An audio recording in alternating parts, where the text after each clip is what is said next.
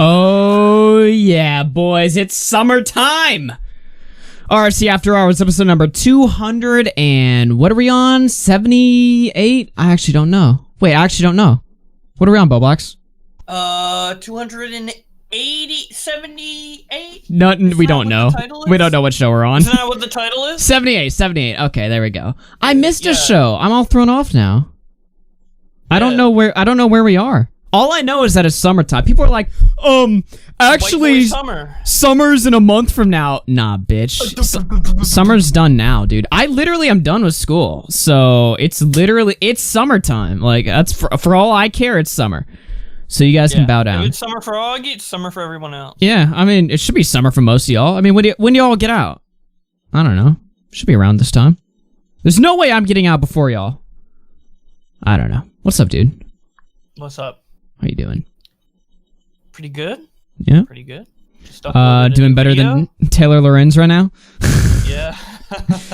Bob yeah. sounds like a squeaker. You sound like a retard in chat. How about that? Shit. Calling him out early now. Yeah, we're already starting this show off early. Chat's fucking run their mouth. I'll shut them up. Gotta teach them how to be polite, you know? Listen, Nick predicted that we were going to go through our Gamergate phase of our channels sometime this year. I don't think even he predicted we'd be starting this early. It is Journogate. I'm coining the term. It's Journogate. So tweet it out. We're going to use Twitter trending to the best of our abilities to let people know just how much these people suck. Actually, I don't have to do much work. My work here is really... easy. I mean, it's really not cut out for me at all. People last night suddenly became super fucking based about journalists. Like, I don't know what happened, like what's in the air, but people last night, it's because they're picking on Mr. Beast. I think that's why. But everybody last night was like, you know what? Fuck these hit pieces, bro. Like, fuck these journalists. Fuck your accountability culture, whatever you want to call it, whatever like pretty little label you want to slap on it. We're done with you people. We're done. And it wasn't just people in the commentary community. Like, Philly D was like, you know what? You guys suck. All right? And we're going to be taking a look at the damage last night. Keemstar called into a game stream last night. I'm probably going to be clipping that up as a video going up tomorrow morning because I thought our conversation was relatively interesting. But it is a war between the power of the YouTubers and the power of the journalists. Taylor Lorenz last night, as mask off as it gets, was basically saying that she's upset that YouTubers shitting on journalists and media is taking their power away from YouTube. Like, it's not even like they're pretending to, pretend like it's about, oh, I just want to hold these, YouTubers accountable. Like, yeah, there's a little bit of that going on there, but it's power. It's power. They want to be able to string the narrative that so-and-so is a bad person because of allegations and be able to publish hit pieces based off of 2-year-old drama that nobody cares about, that they claim is super verified, that's super fact-checked. Oh, the New York Times only prints the best. The New York Times only produces the absolute most credibly fact-check work, like articles talking about Mr. Beast calling his employees like a retard 2 years ago that were unverified claims. And even if they were verified, who gives a shit? So, lots of stuff going on there. Allegedly happened 3 years ago. So he was bitching about it a year later. Yeah. Even though in between that time of the alleged abuse, quote-unquote, and, his video talking about it, he said Mr. Beast was like the best ever in other videos, so... Do we have a copy of that guy's video on Mr. Beast? I kind of want to... We've watched it before in After Hours, actually, on a podcast that's not up there anymore. But yeah. It's probably like deep in a folder that I haven't opened in like 2 years. Yeah. I could maybe find it, but... It's pretty ironic considering that YouTube has actively boosted corporations like NYT and Insider in the algorithm since 2019. Yeah, for real though. No, they've been boosting these people for a while, and I mean, really, it's journalists versus the people, not the corporation, all right? YouTube benefits either way. If they have a bunch of big corporations getting tons of views on their website versus individual creators, they win either way. It's really just the power of the people versus power of the press. That's really what it's about. What was that guy's name? Soar Turner, Mr. Beast re-upload. I wonder if it'll just show up, if it'll be this easy to find. It might. Everyone covered this back in the day. Oh, yeah, it did. It was a huge story. It's one of my most popular videos. even though I don't think it's one of my best. Just I'm not finding it. Yeah, I'm sure somebody wrong. has a thing somewhere. You guys can tweet it at me on Twitter. I'm looking at my archives right now, so we'll. I'm only asking because I'm just curious. You know, that video. I don't know. Whatever. Well, that's a to be continued on that. I found the problems with YouTube drama Keemstar's Conquest by Turkey Tom. Oh hell yeah! I'm finding like a bunch of old videos here. Is that a deleted one? Oh, I have the deleted videos of remember what is his name, Treesicle, who made Pro Jared videos. I have those. I have nice. Oh, dude, I remember that one. I'm like, I'm going deep in the archives right now. Also in the news, by the way, it's in the title. EDP has come back, taking shots at Chet Goldstein. Well, that's not a real person. You know, predator poachers. He's taking a shot at Alex on his Facebook page. We'll be taking a look at that later tonight. Bedhead Bernie is going to be calling in, talking about Cosmodore, who recently came out. And if you guys are familiar with that situation at all, he's going to be explaining it all. Don't worry if you have no idea what it's about. It's an old situation, but there's a new update that's pretty interesting. New update. He basically came out and wrote a post on his own YouTube channel saying that he had messaged another minor sexually, like sexual messages were given, all that type of stuff. So we'll have Bernie giving us the scoop on that. So we'll be taking a look at that more towards the end of the podcast, as well as some other shit. I'm kind of looking at the docket right now. EDP's back. Yeah, it's gonna be a chill show tonight. Firstly, I want to catch us up on something, by the way. And this is, obviously by now it's old news, but I wanted to talk about this on Monday, but unfortunately I wasn't able to. H3 Productions, H3 Podcast sued. This is something to take a look at right here. He's basically fucked. I don't think he's fucked in terms of money, although basically they're suing him, like, and I could be wrong with this, but he's getting sued for $150,000 per view on his podcast that he rebroadcasted the fight on.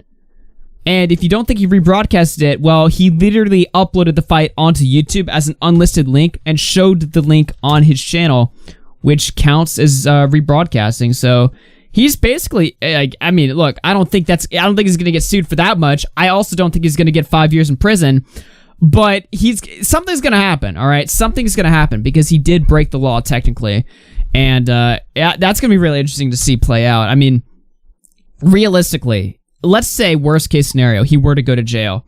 Can you imagine the humiliation if he were to go to jail before EDP or James Charles? Like, look, I'm not saying that should happen, all right? I'm not saying that in a just world, EDP would be going to jail first and foremost before all these guys, all right?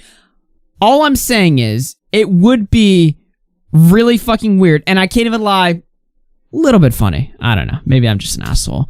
But I don't care. Ethan's been a complete fucking dick to me and my community, so I don't really fucking care that much. Press release from Triller announcing that they are allowing anyone who pirated their recent Jake Paul Ben Askren fight until June 1st to pay the $50 PvP price or risk facing a $150,000 civil penalty. This line about H3 stood out to me. Let's take a look right here. In the case of the H3 podcast, Triller added the site to its site legal action after the site's owner admitted on his own podcast that he pirated and shared the Paul versus Askren fight.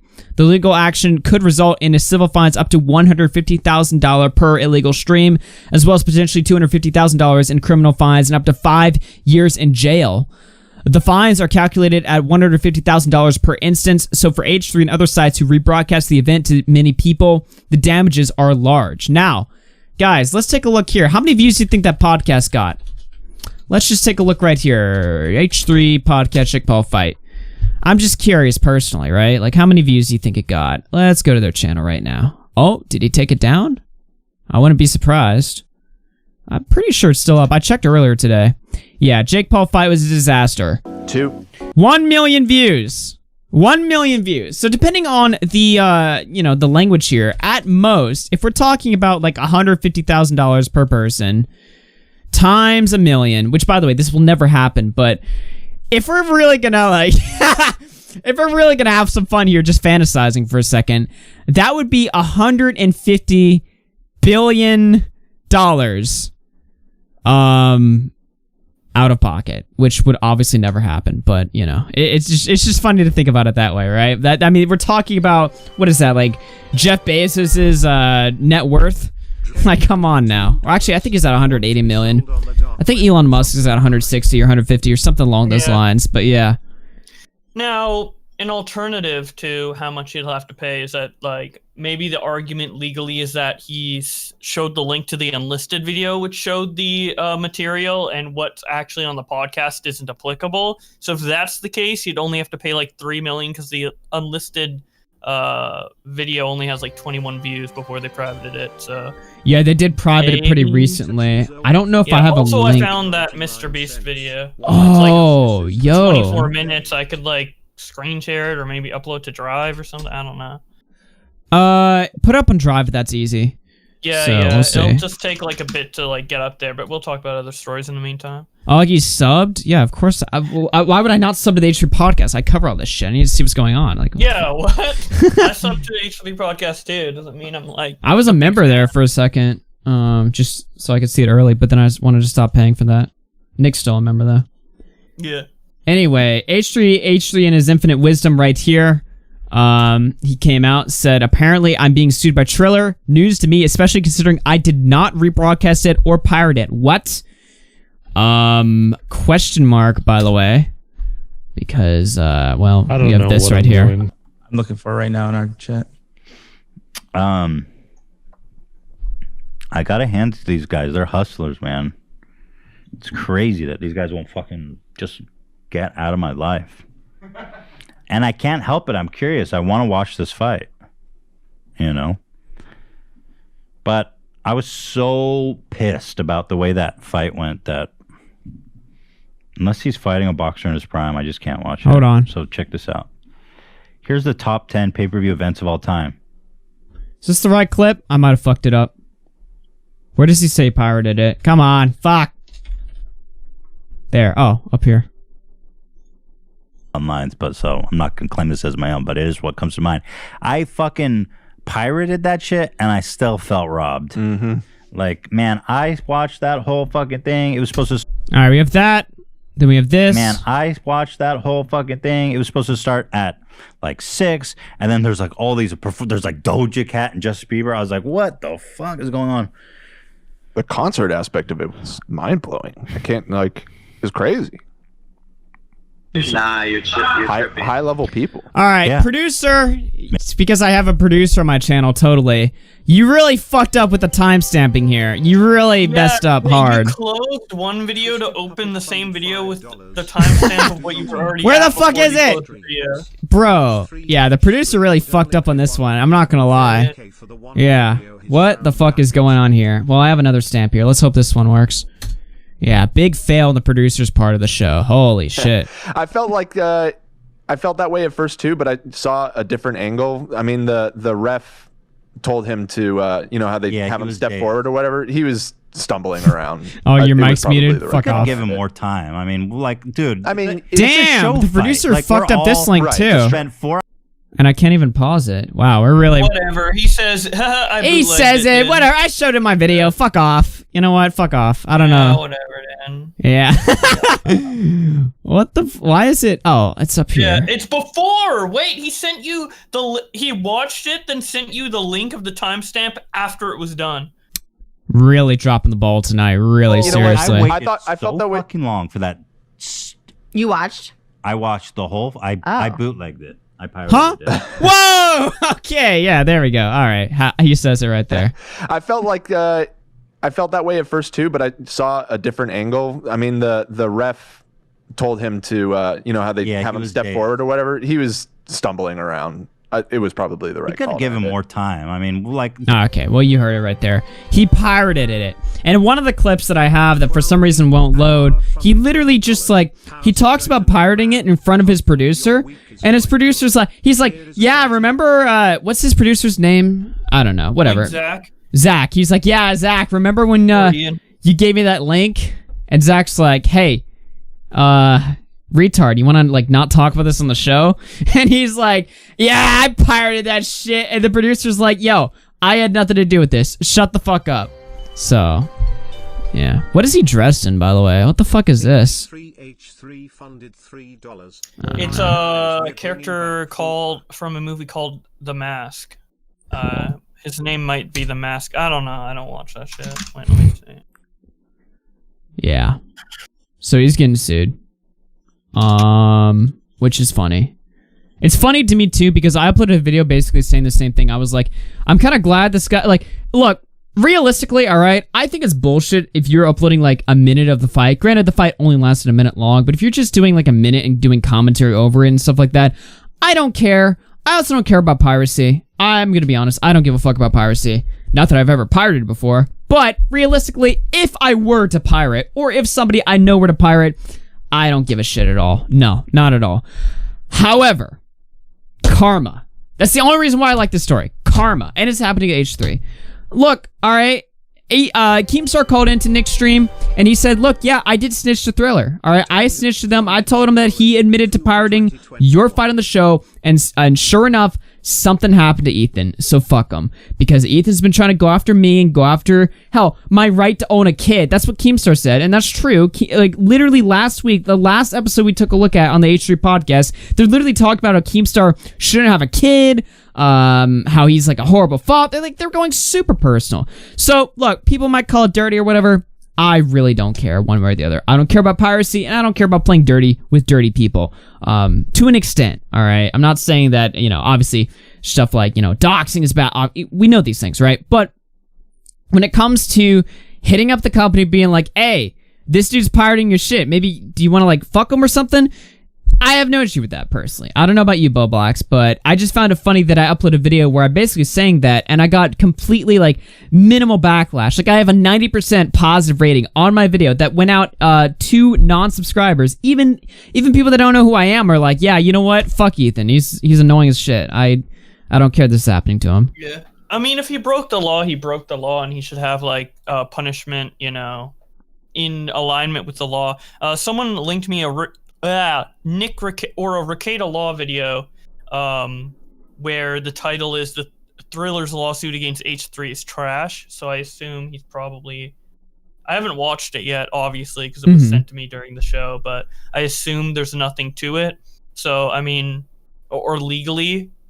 So if he can legally get out of it, then, like, that's fine, whatever.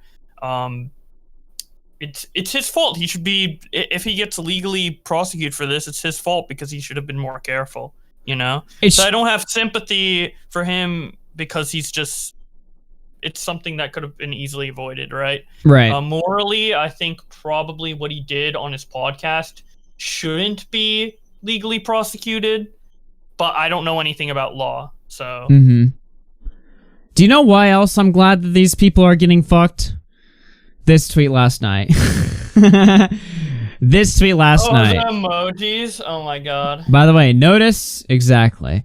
How does Def Noodles see everything going on in the internet? Like he never sleeps. Oh my god, there's so many fucking emojis. Dude, you gotta read the emojis. The 3 blush emojis and the 3 disguise emojis.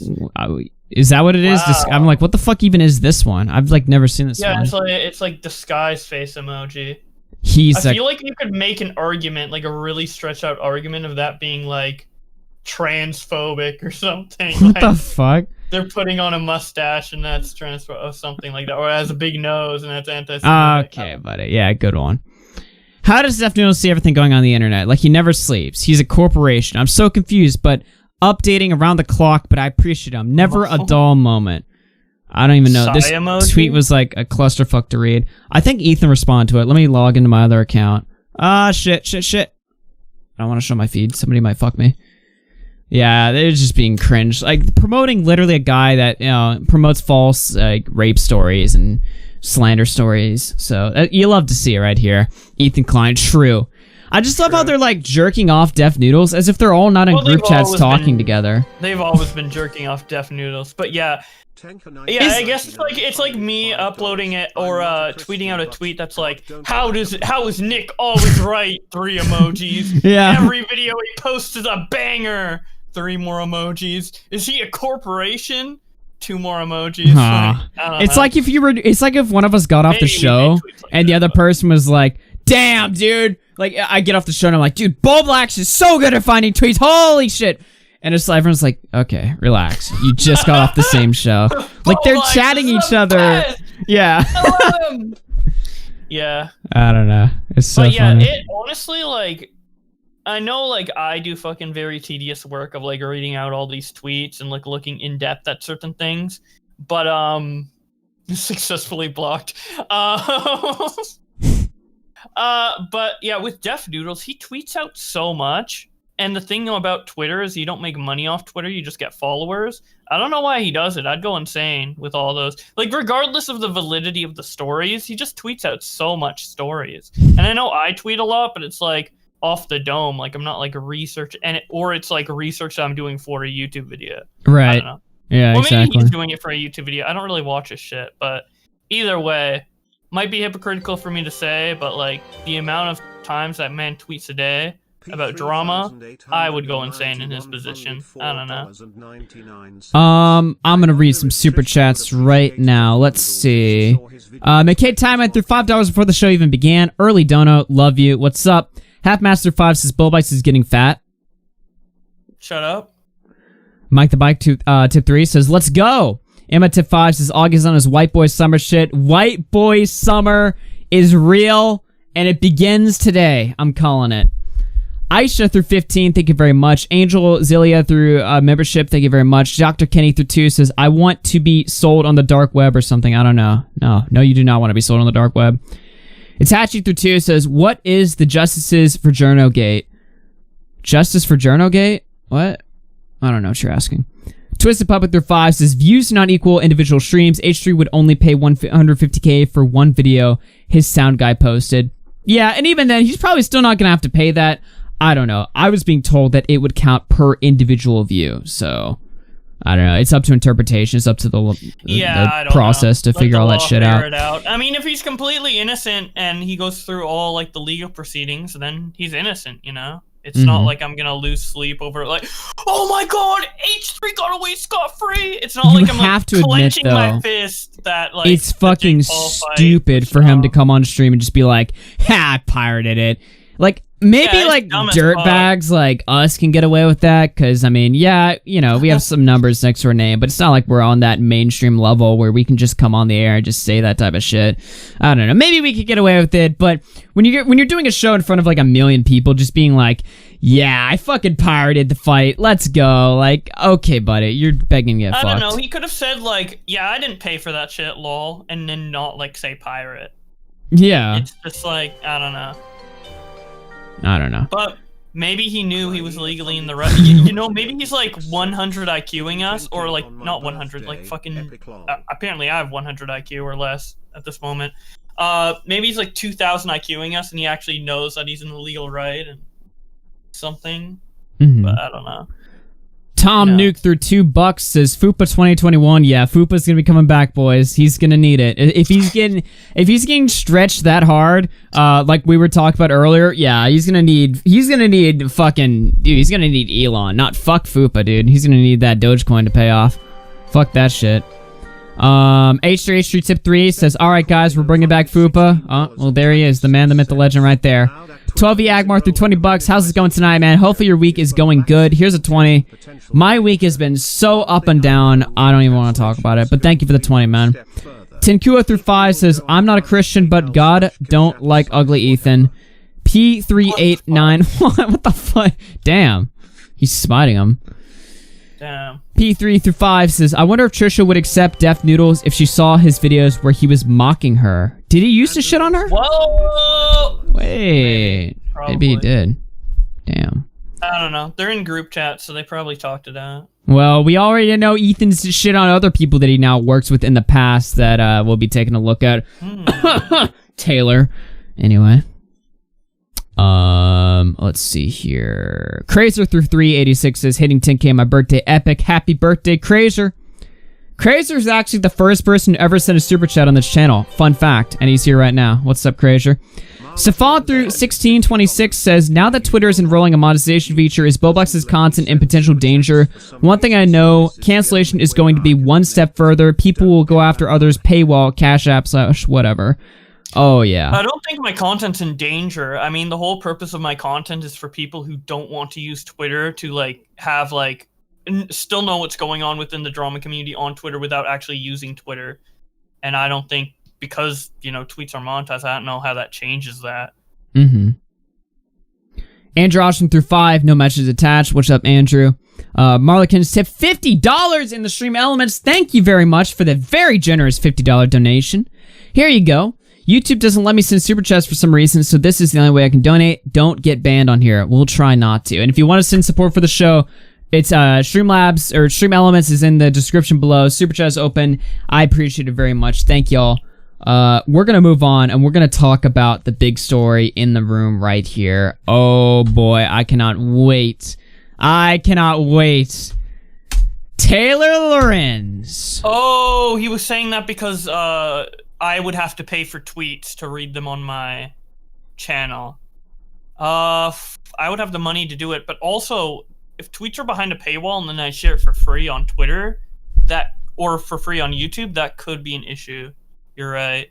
I'll have to think about that when it comes. Start coughing up the dough. Patreon money. Maybe I'll show the... Oh, no, that wouldn't work either. I was about to say maybe I'll show the paywall tweets as a member-only video, but then they still wouldn't be getting the money. So you'd be taking their paywall into your paywall. Yeah, that literally wouldn't make sense.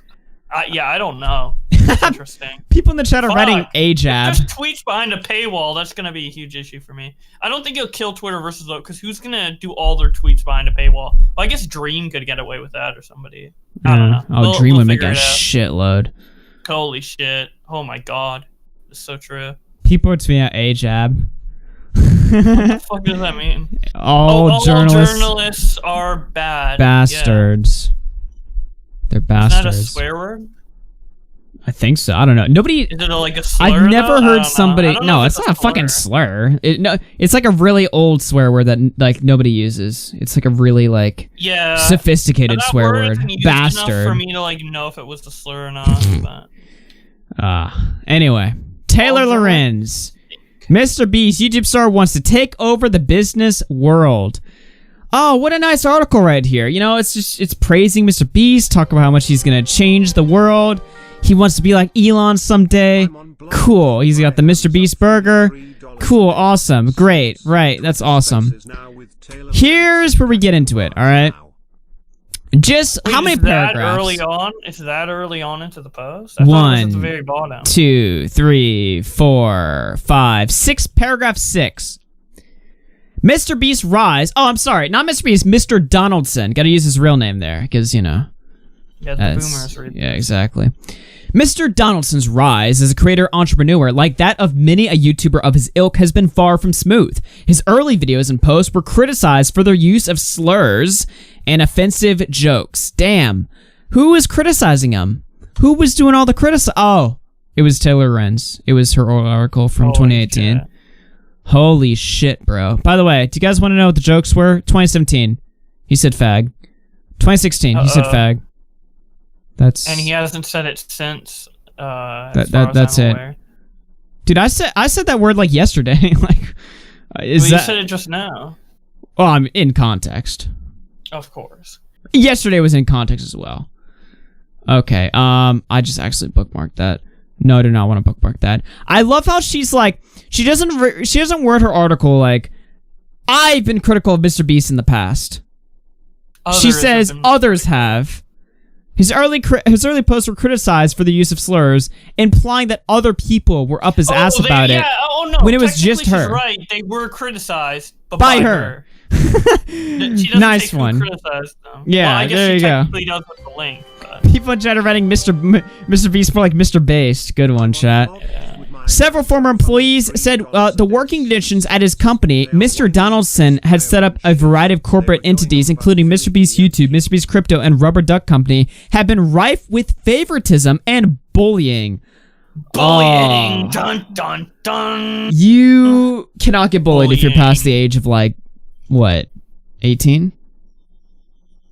I don't know, dude. I feel weird when adults are like, I got bullied. Yeah, because, like, bullying implies something that's like not as harsh as like verbal abuse, because if you say like verbal abuse, you're thinking of like someone who's like fucking yelling at their wife and like about to smack him or something. Yeah, yeah. And that's obvious, and you wouldn't call that bullying. That would be like downplaying Like it. people who are like Bullying's grown, like a school you know, term. they can get abused, but bullying is like a very juvenile term that just it can't Yeah. apply to adults, in my opinion. Like, Yeah, it's literally like I'm getting bullied in high school. I'm getting laughed at. Yeah, called like, four eyes. all right. Laugh. Isn't It's like, streaming right now. I'll throw my daily we need to. Oh my god! Last month, Mr. Beast also faced backlash from fans who lost significant amount of money on a cryptocurrency scheme. wait, click all those links. They're all Taylor Lorenz articles, probably. Actually, I don't know if they are. Oh They're probably not. no! To be But it'd fair, funny oh, if they Def were. Noodles, cool. Def Noodles, journalist. What about this? Another Def Noodles. Def Noodles.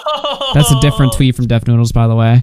What about Wait, this? wait, that I don't know if, well, we talked about it on the last stream that wasn't After Hours. We haven't went into it yet, but that actually plays into the little conspiracy we have, you know? The Oh. tweets that Def Noodles have been setting up. It's for the article, the link. Yeah, do you guys want to know why Carl Jacobs got canceled last week, and why who was it before? Oh, Mr. Beast's friend got exposed for those Chris old Tyson. tweets. Chris Yeah, Tyson. you had covered that actually. Yeah, I did. I just read the tweets, and I'm like, this kind of stinks. I only did it because I needed a filler video.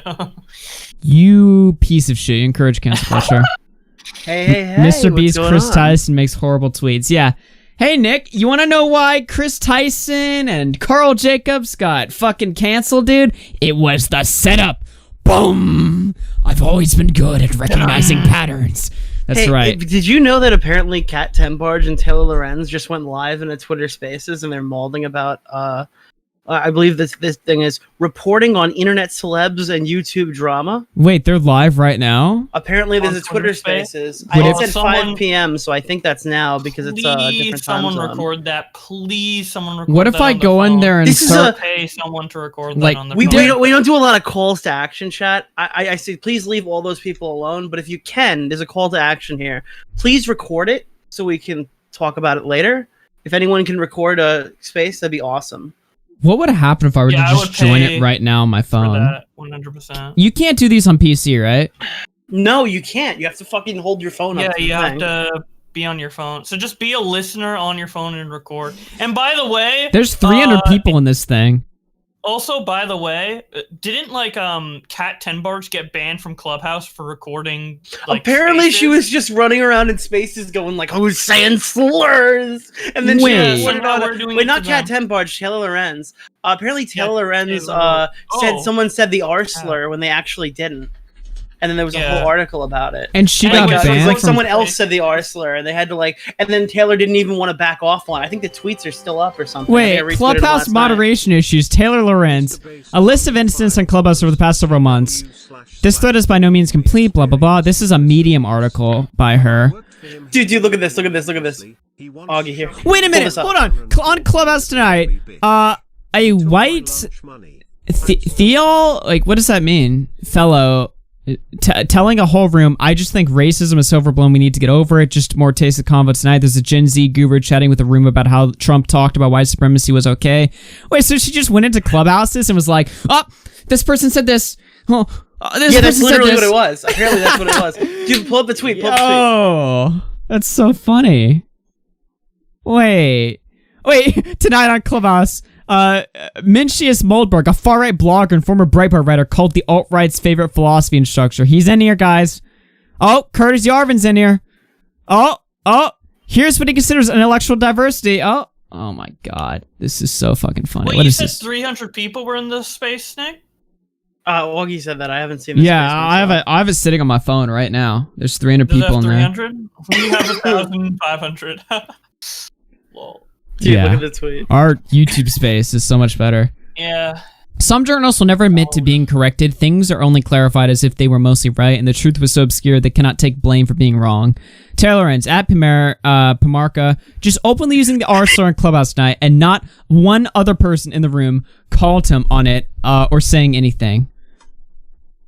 Thanks for clarifying that it was Felicia saying that word, rather than Mark, as many in the room heard. Wait, she got it wrong! She got it wrong. She called somebody out for saying the fucking R word Dude, the on Phantom Clubhouse Arsler. on a fucking private call, and she got the fucking person wrong.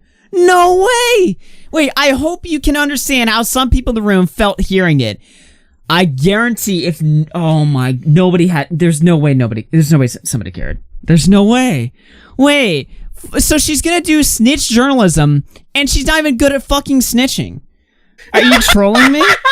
This is fucking ridiculous. Holy shit. Where's the, what was Twitter's fact-checking program? Like, Twitter, what was it called? Dude, like, there's a bunch of memes of this girl. Look at this. Oh, This is a good man. one. Look at this one. Oh, Twitter Watch or something? You remember when that one went viral? Yeah, Birdwatch. Where's the Birdwatch on this? She's just slandering Birdwatch, somebody. yeah. I forgot about Birdwatch. What do we have here? I seamless a $22 avocado toast, and this is what just arrived. What? Huh? What the fuck is this? It's journalism.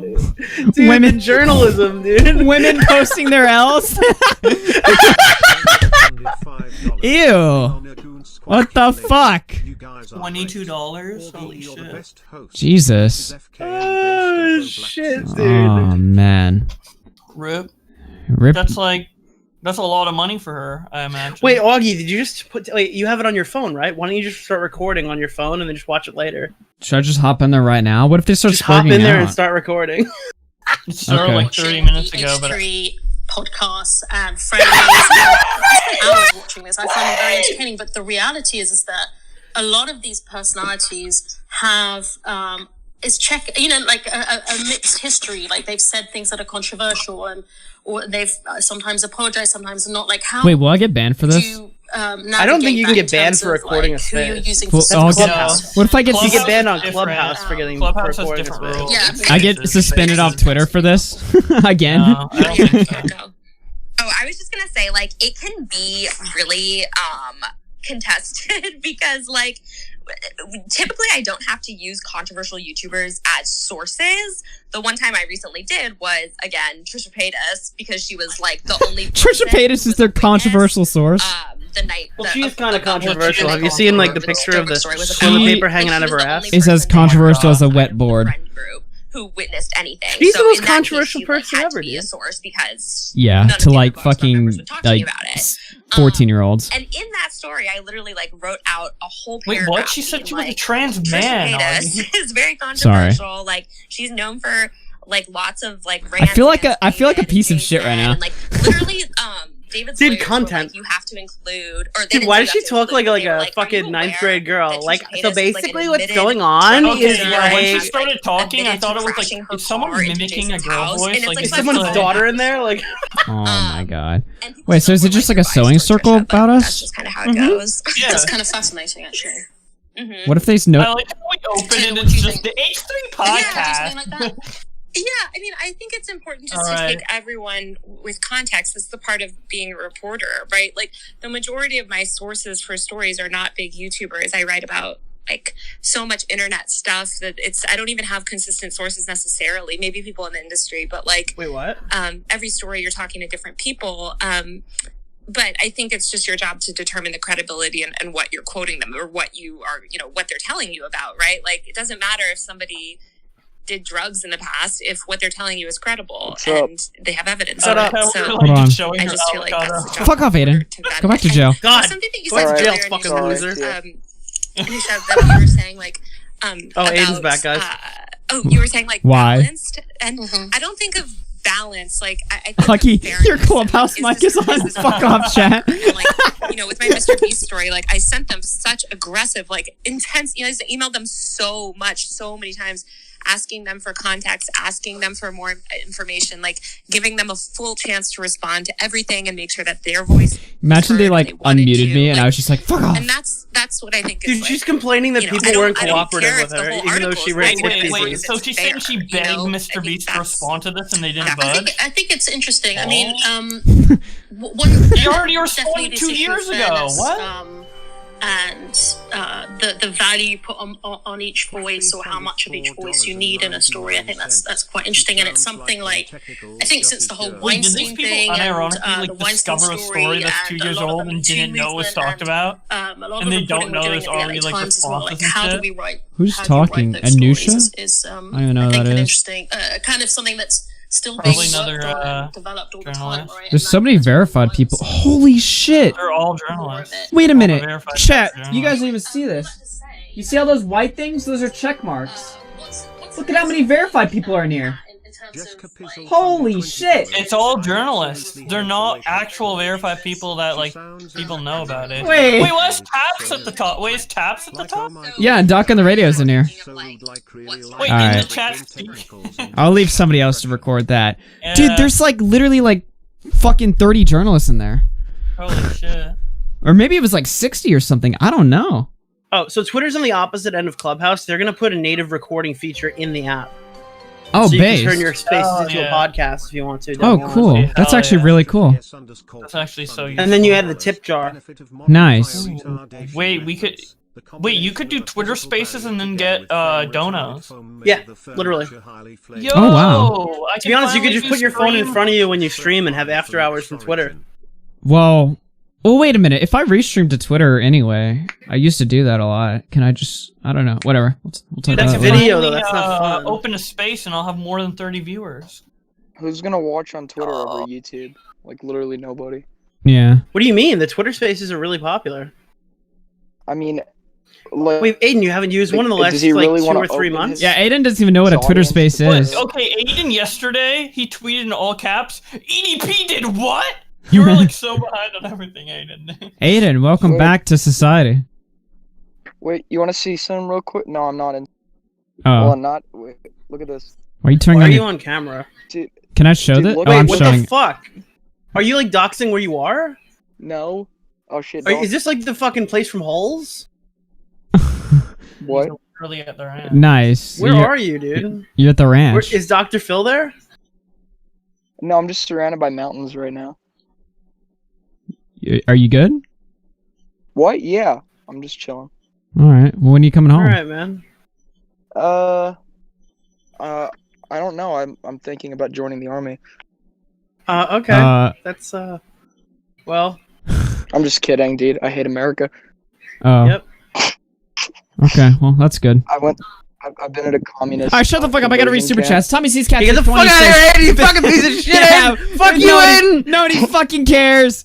Tommy C's cat tip 20 says benefits of modern fire retardation methods. The combination of a physical barrier together with the flame retardation foam made the furniture highly flame resistant. This effectively retards the spread fire from its origin. Thank you, Tommy C's cat. Bumblebee through $27. Thank you very much. Hello, motherfuckers. What's up? Thank you very much. Jessica Pizzle through 20 says, I absolutely hate the way they talk. She sounds exactly like my neighbor. It's so irritating. Like, oh my gosh, guys, it's so rude. Like, really horrible.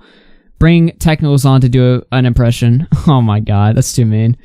Poofy through 5 says, she sounds like when Technicals does his girl voice.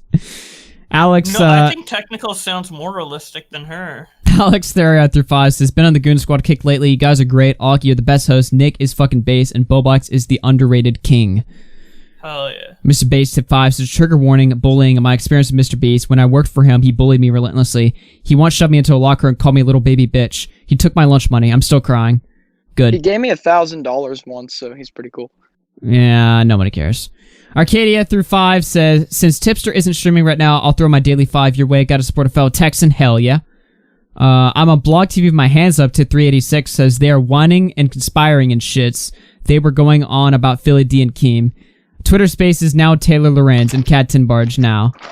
Yeah, they're having a good old time in there. Let's see right now. You know what what do we they want could to show? expose Mr. Beast for? Dude, giving 10k to Attila back. Nah, dude. Until before he became like a fucking go maniac. in depth on that because I don't want to act. Yeah, only the flamenco watchers know. Hey, Only the real people in chat know about that. Hey, yo, Augie. What's up? When I walked out here, one sec. Hurry up, I'm on a show. Want to say hi to my friends? No. Look. Wait, let's. Oh, look at them, dude. Look at all those cocks. Yeah, they're just. Dude, Just every showing time me. I open Aiden's fucking camera, my Discord crashes. What the fuck? Dude, I can't really touch this It's the fence. chickens. It's electrified, but It's my boy. Kick it. Kick the fence. Kill it. you know, like it doesn't give you that bad of a shock. It only really hurts like Hop if the you're fence. like kneeling and like complete a circuit. Nice. Wait, you tested it out? You having a good time there? It gets lonely, but I have the chickens to talk to. Oh. Oh, that sucks. Nobody no, I'm cares. kidding, No. What's up? How you been? Dude, we're fucking kicking it, dude. I would not expect to reunite on front of a stream while we're talking about breaking news, but all right. Shit, yeah, I should have been more considerate. Yeah, I can leave if you want. Yeah, you should leave right now. Piece of shit. All right, bye. See ya. I'm not leaving. Fuck off. Remember, all right, I'm the all right, one we're getting that back made into your this. career. Fuck you. Fuck off. Okay. All right. Anyway, Mr. Beast declined to interview. Based. Do not talk to journalists. Representative from declined to address the working conditions at his company, but said of the videos with offensive content when Jimmy was a teenager and was first starting out, he carelessly used on more time than the occasion a gay slur. Mr. Beast knows there's no excuse for homophobic rhetoric, blah, blah, blah. Representative added, Mr. Beast has grown up and matured into someone who doesn't speak like that. I like how they didn't even care to respond about, like, the working conditions. They're like, fuck off, dude. Literally fuck off. Like, he called... You know what? Do you have the allegation right here? No, I haven't shown that yet, Connor. Turner. I need to see it right the now. Turner video? Yeah, it's uploaded. Oh, hell yeah. I got it.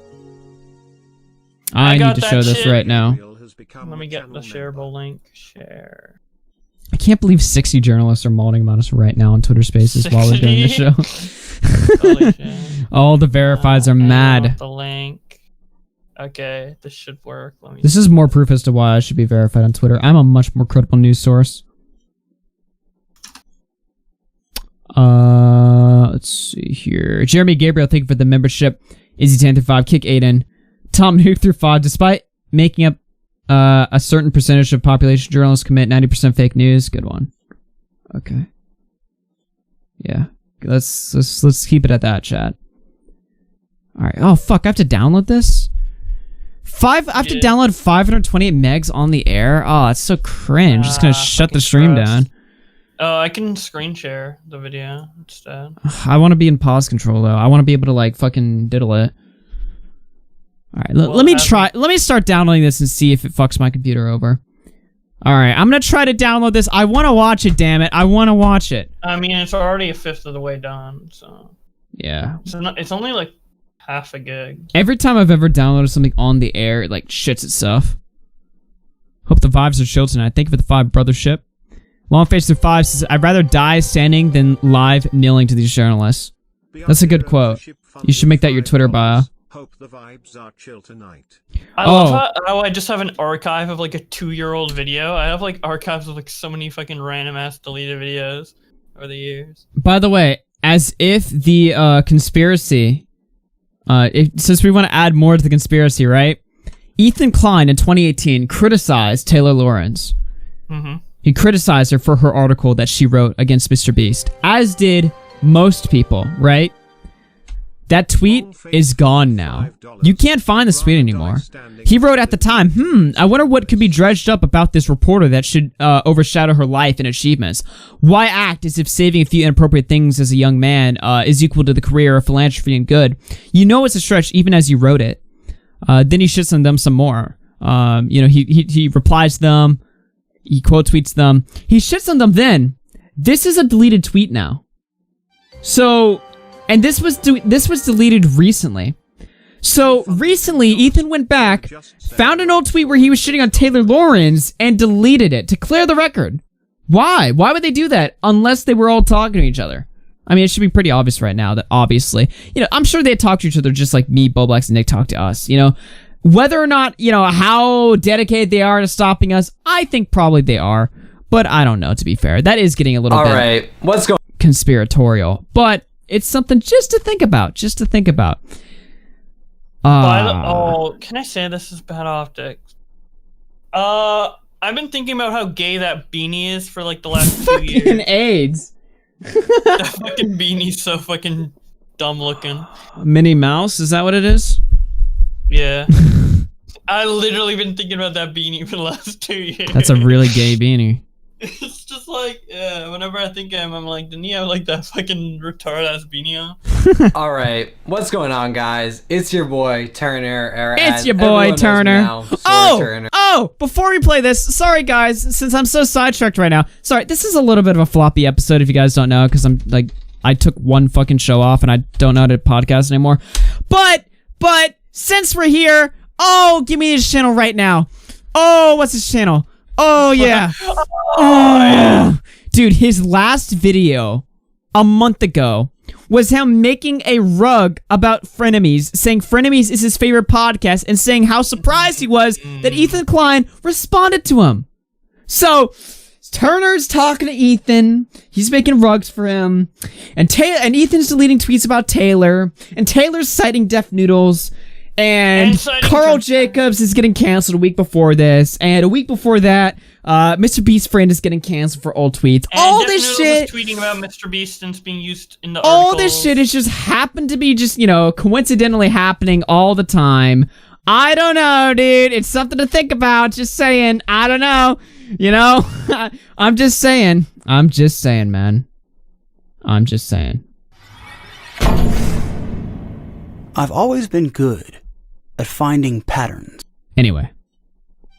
The guy trying to clout chase, and I'm here bringing you guys a new video, and granted, you all know what it's going to be about. It's about the whole Mr. Beast situation that I've gotten wrapped up in, and I'm here to answer all questions, comments, concerns. I ask you, before you make an opinion 100% on this situation, just come into this video open-minded, and once the video ends, you can make an opinion. No one Love cares. me, agree, disagree, what the fuck is happening. I'm kind of standing up for one, mental health, and two, editors in the community. Now this might sound like a cop-out, but it really isn't when I say I'm tired of editors being mistreated. But just last month, I was editing for a YouTuber who kind of basically scammed me on my work. If I'm looked at as a more successful editor in the community with these clients, I can't even imagine how smaller editors are being taken advantage of in similar Nobody ways. cares. And I don't want to dwell on this too long because I know people are just going to say that this is a cop-out, but I really just want I've seen the videos he did on Mr. Beast. They're like kind of bad. They suck. No wonder he was getting called, like, he was getting fucking shit on in the office. Wanted to shed light onto the fact that editors are very mistreated in the community. You guys have probably seen my thread of tweets that literally blew up. They have like 100,000 plus impressions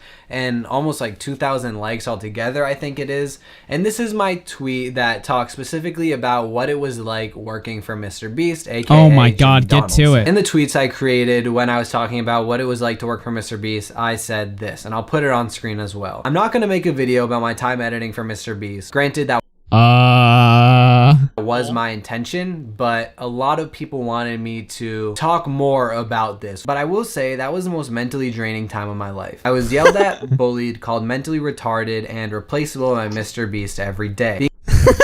Being in tears? What a fucking pussy. Holy shit. By the way, you see that tweet right there, you're like, damn, dude, that looks really bad for Mr. Beast. That sucks, right? Like, that really fucking sucks. Hold on. Where is it right here? What a bitch. I have a tweet right here, doing some live research. 4 months ago, before he came out with this video, as the guy who Mr. Beast hired instead of Fly, and the person who Fly talked to about in his videos, I can state that Mr. Beast treats everybody on his team, including me, with high amounts of respect.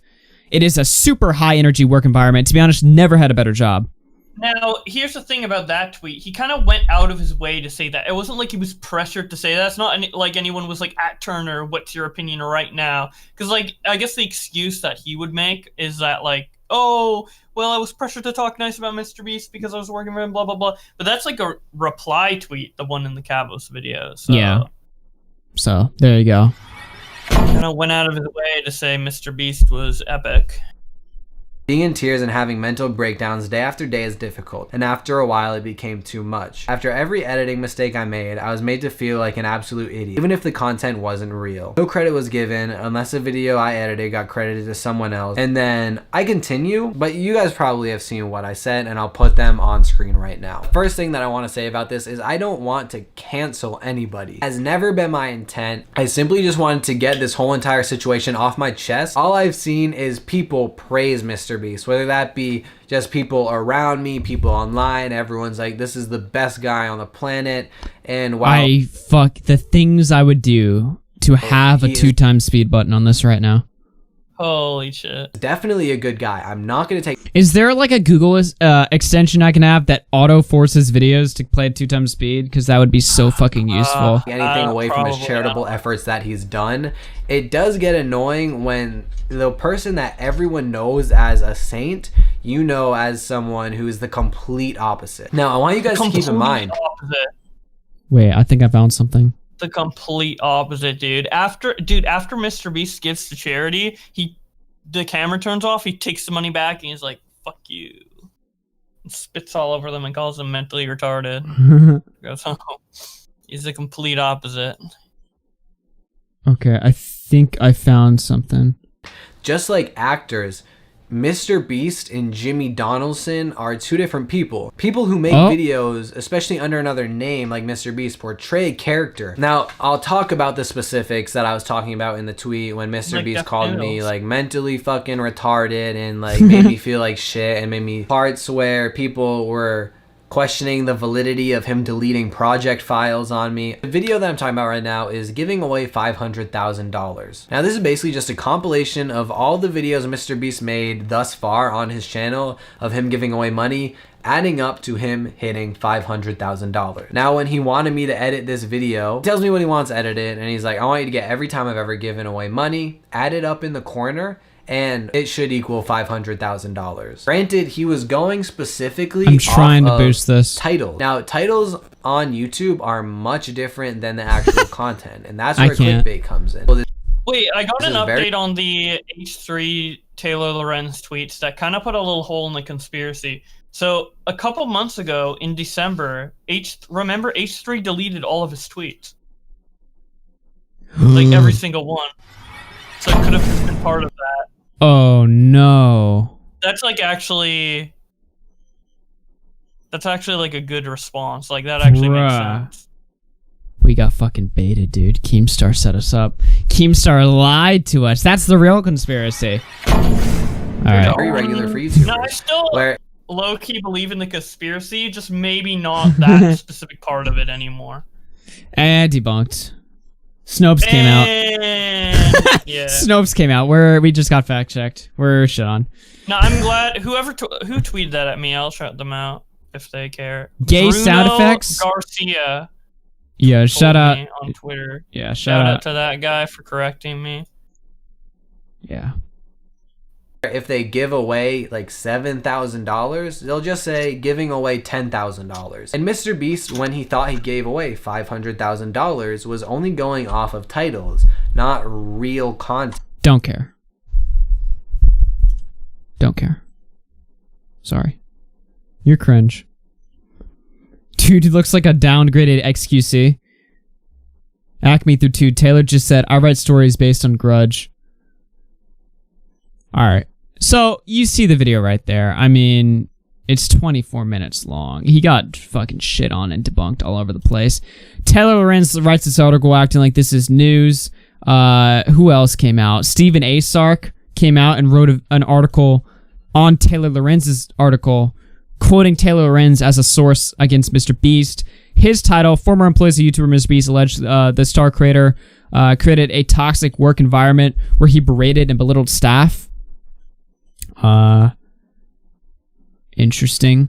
Philly D came out and shit on these people. I'm pretty apparently. sure after Turner got shit on, he came out and made a tweet. Now I might be wrong about this, because it's been like 2 years again. But I think he came out and made a tweet where he's like, he downplays the whole thing, and he's like, "Oh, I just want to talk about my job experience. Mr. Beast isn't actually that bad of a guy." I don't know. Turner seems like a huge flip flopper to me.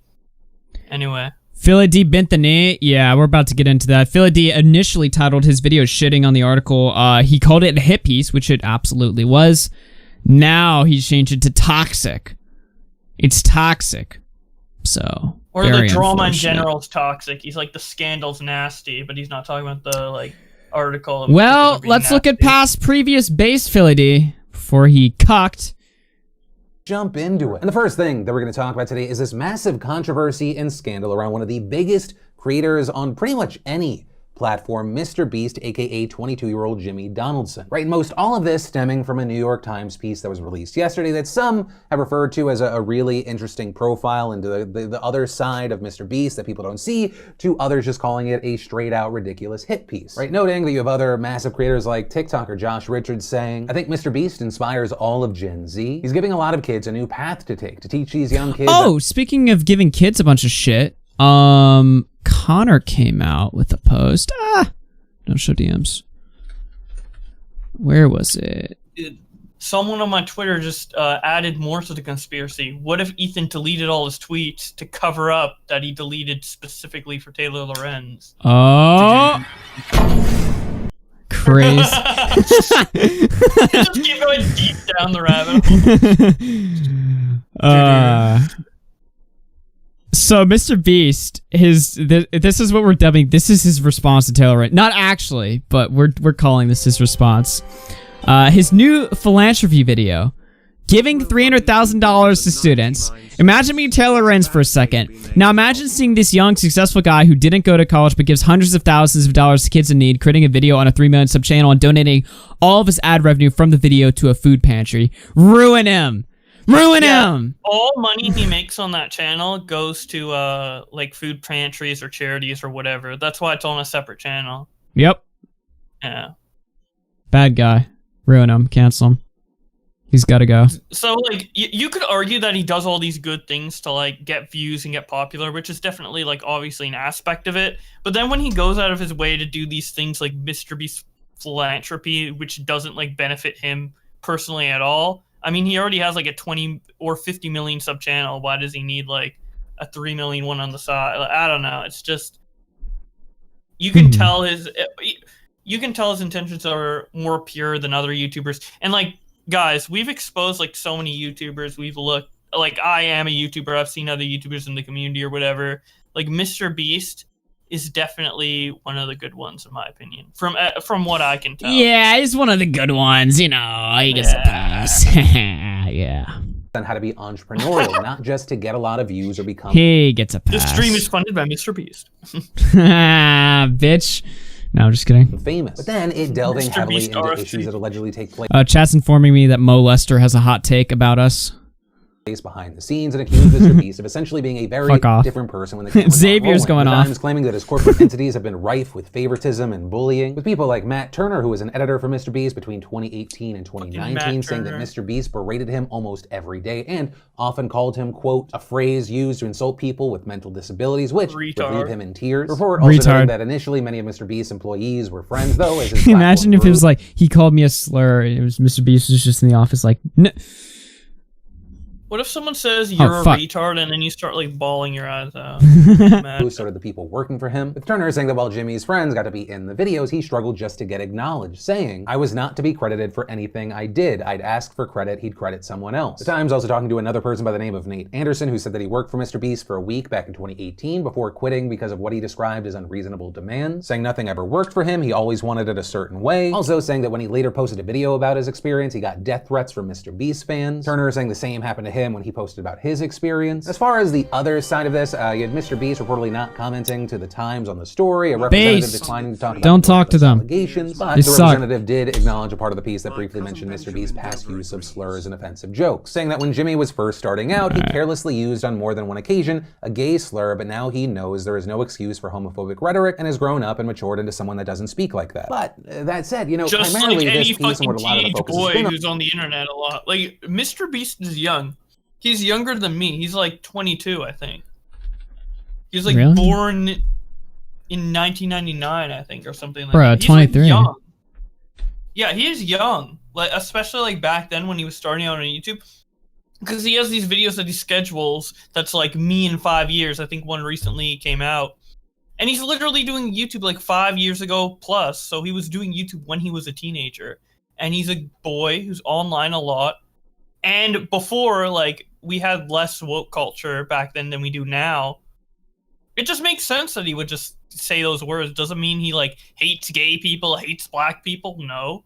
It just means that he wasn't, like, educated on how those words can, like, deeply offend those communities. Yeah, and some people are still going through that phase right now, dude. Cut us some slack here, all right? I'm still learning, bro. I'm still educating. You're still learning, dude. I'm still in class, and I'm not doing too well in it either. He's still in college, dude. He's failing all his I'm classes. still in my education camp, all right? And I'm not doing too good, so it's gonna take me a long time, all right? Give me a break here, all right? On is the alleged toxic work environment behind the scenes. But also now we're seeing a lot of pushback on social media against the claims in the Times article. And that's because of a now deleted video from Turner, who of course is one of the main accusers in this article, starting to circulate. And in that video, he paints a drastically different picture. Everyone's calling him Mr. Blues. They were calling him Blues Dank. Actually, speaking of Blues Dank, he came out and said, I can't believe I'm saying this again, but in 2016 and 2018, I did some fairly forgettable work for Mr. Beast. He became my friend quickly, and we haven't really lost contact ever since. He has made sure I've been given as much opportunity and support he could give me, and I'm more than grateful for that. To see articles at him when the writers themselves have some dirt on their own Twitter profiles to explain proves that everyone just wants to take him down. He's nothing but a genuine legend, and one of the good ones. Dude, see, that's what I'm saying, Blue Stank. Dude, Blue Stank, dude, he knows, dude. One of the good ones. Calling it a dream job, recommending others work there. Also saying that the decision for him to leave was mutual. If you have the opportunity to get this job that I had, totally take it. It's a lot of fun. It's basically just like a friendship and going to work with class each and every day. With him then going on to say in the video that his actual primary reason for leaving was because they knew that he wasn't in the job for the long haul, because he wanted to move to Los Angeles, he wanted to go to college, he wanted to backpack around Asia, so they decided to part ways. With him even saying that even though he was no longer working there, Mr. Beast offered and continued to pay for his rent so that he could stay in the apartment as long as he needed. Right, and saying they even continued to pay him as though he was working for an unspecified period of time. And that is basically funding my trip to backpack across Asia. He's saying, you don't have to work for me, but I'll still pay you. And because of that, I hope that lets you live in LA, go to college, backpack Asia. Whatever you want to do after this, I want to set you up for that. Asshole, awful person. He said a retard once. Forget all this other shit. This Mr. Beast, I love you, bro. We see people going, okay, so he said what he said in the New York Times article, then we see him in this video, then you have also others pushing back against that video, saying this isn't coming out of nowhere, that Turner actually allegedly shared tweets describing a negative experience, that he posted videos as well. And while of course those have since been deleted, there are of course re-uploads, including one video where he tells a story about Mr. Beast being unhappy with him and wiping an entire video that he was editing. Comes in the room and he goes, you absolute get back in the room, or I swear to God, Turner. The censoring is so funny on this. The censoring makes you it so much fucking worse. like, tell you how to edit this video. What are you? And in that video, according to the re-uploads, he claimed that he only posted Why is it censored so poorly? Because he was afraid of what would happen if he spoke negatively about the situation. But then, obviously, because he said that, various people pushed Mr. Beast was there. You fucking. Yeah, I got the back and saying, well, isn't he just clout chasing in the New York Times now? And that is essentially where we are with this story. And as far as my opinion, just to be transparent, I have a Mr. Beast bias. I personally think that Mr. Beast is one of the most exciting people to watch in our space right now. I think shit on the article, Phil. Further, everything that I've seen makes me feel like he is a good guy and he's not just doing it for showmanship, whether it be Mr. Beast philanthropy or other shit on the media. I guess if you're being a cynic about it, you could say that he's using that destroy them, shield himself from any kind of future hits. Also, that's not to say that I agree with everything that he's done. I still don't fully like that they took a PPP loan. I have concerns about what he's doing with investing in creators moving forward, because while it could be very cool, shit on them. It's kind of just an fuck. I just Phil is like fucking finally regarding the situation. He's not only saying Mr. Beast is like good because of all this stuff, but he's also saying, well, there's some other things he's been doing recently. It's like all businessy and stuff. Dude, fucking Philly D, he's fucking smart, dude. Yeah, He fucking knows, dude. At hand, it's hard to have any sort of solid opinion when one of the main people speaking out is this Turner kid. Right? When you have someone who has publicly said, I said something that was not true because I was clout chasing, it understandably is going to make people skeptical about what you are claiming. Right? Are you telling the truth or are you lying? Are you kind of telling the truth but you're embellishing a lot? We don't know. Because the Times piece doesn't really fully address and dive into the flip-flop nature of Turner's claims, it ends up feeling like a hit piece. And hey, I don't have a perfect track record in calling these things. It's also probably the reason why I get so angry when I'm kind of proven wrong when I think someone was a good person. But Mr. Beast to me in no way feels like a bad actor. But also I'm just one guy and this is kind of my... Fuck them, dude. Fuck I can't believe Taylor Lorenz molded at that. That is like the That wasn't even bad, dude. Yeah, I know. I actually hadn't seen that segment before. Shared his opinion, but... I'm not gonna lie, like I haven't seen that segment before, and I was like, this is what caused her to have a meltdown on Twitter. Yeah, literally. And the title, I guess the title. But the original title said hit piece in quotation marks. So. Philly D, this video is oh shit, it's playing.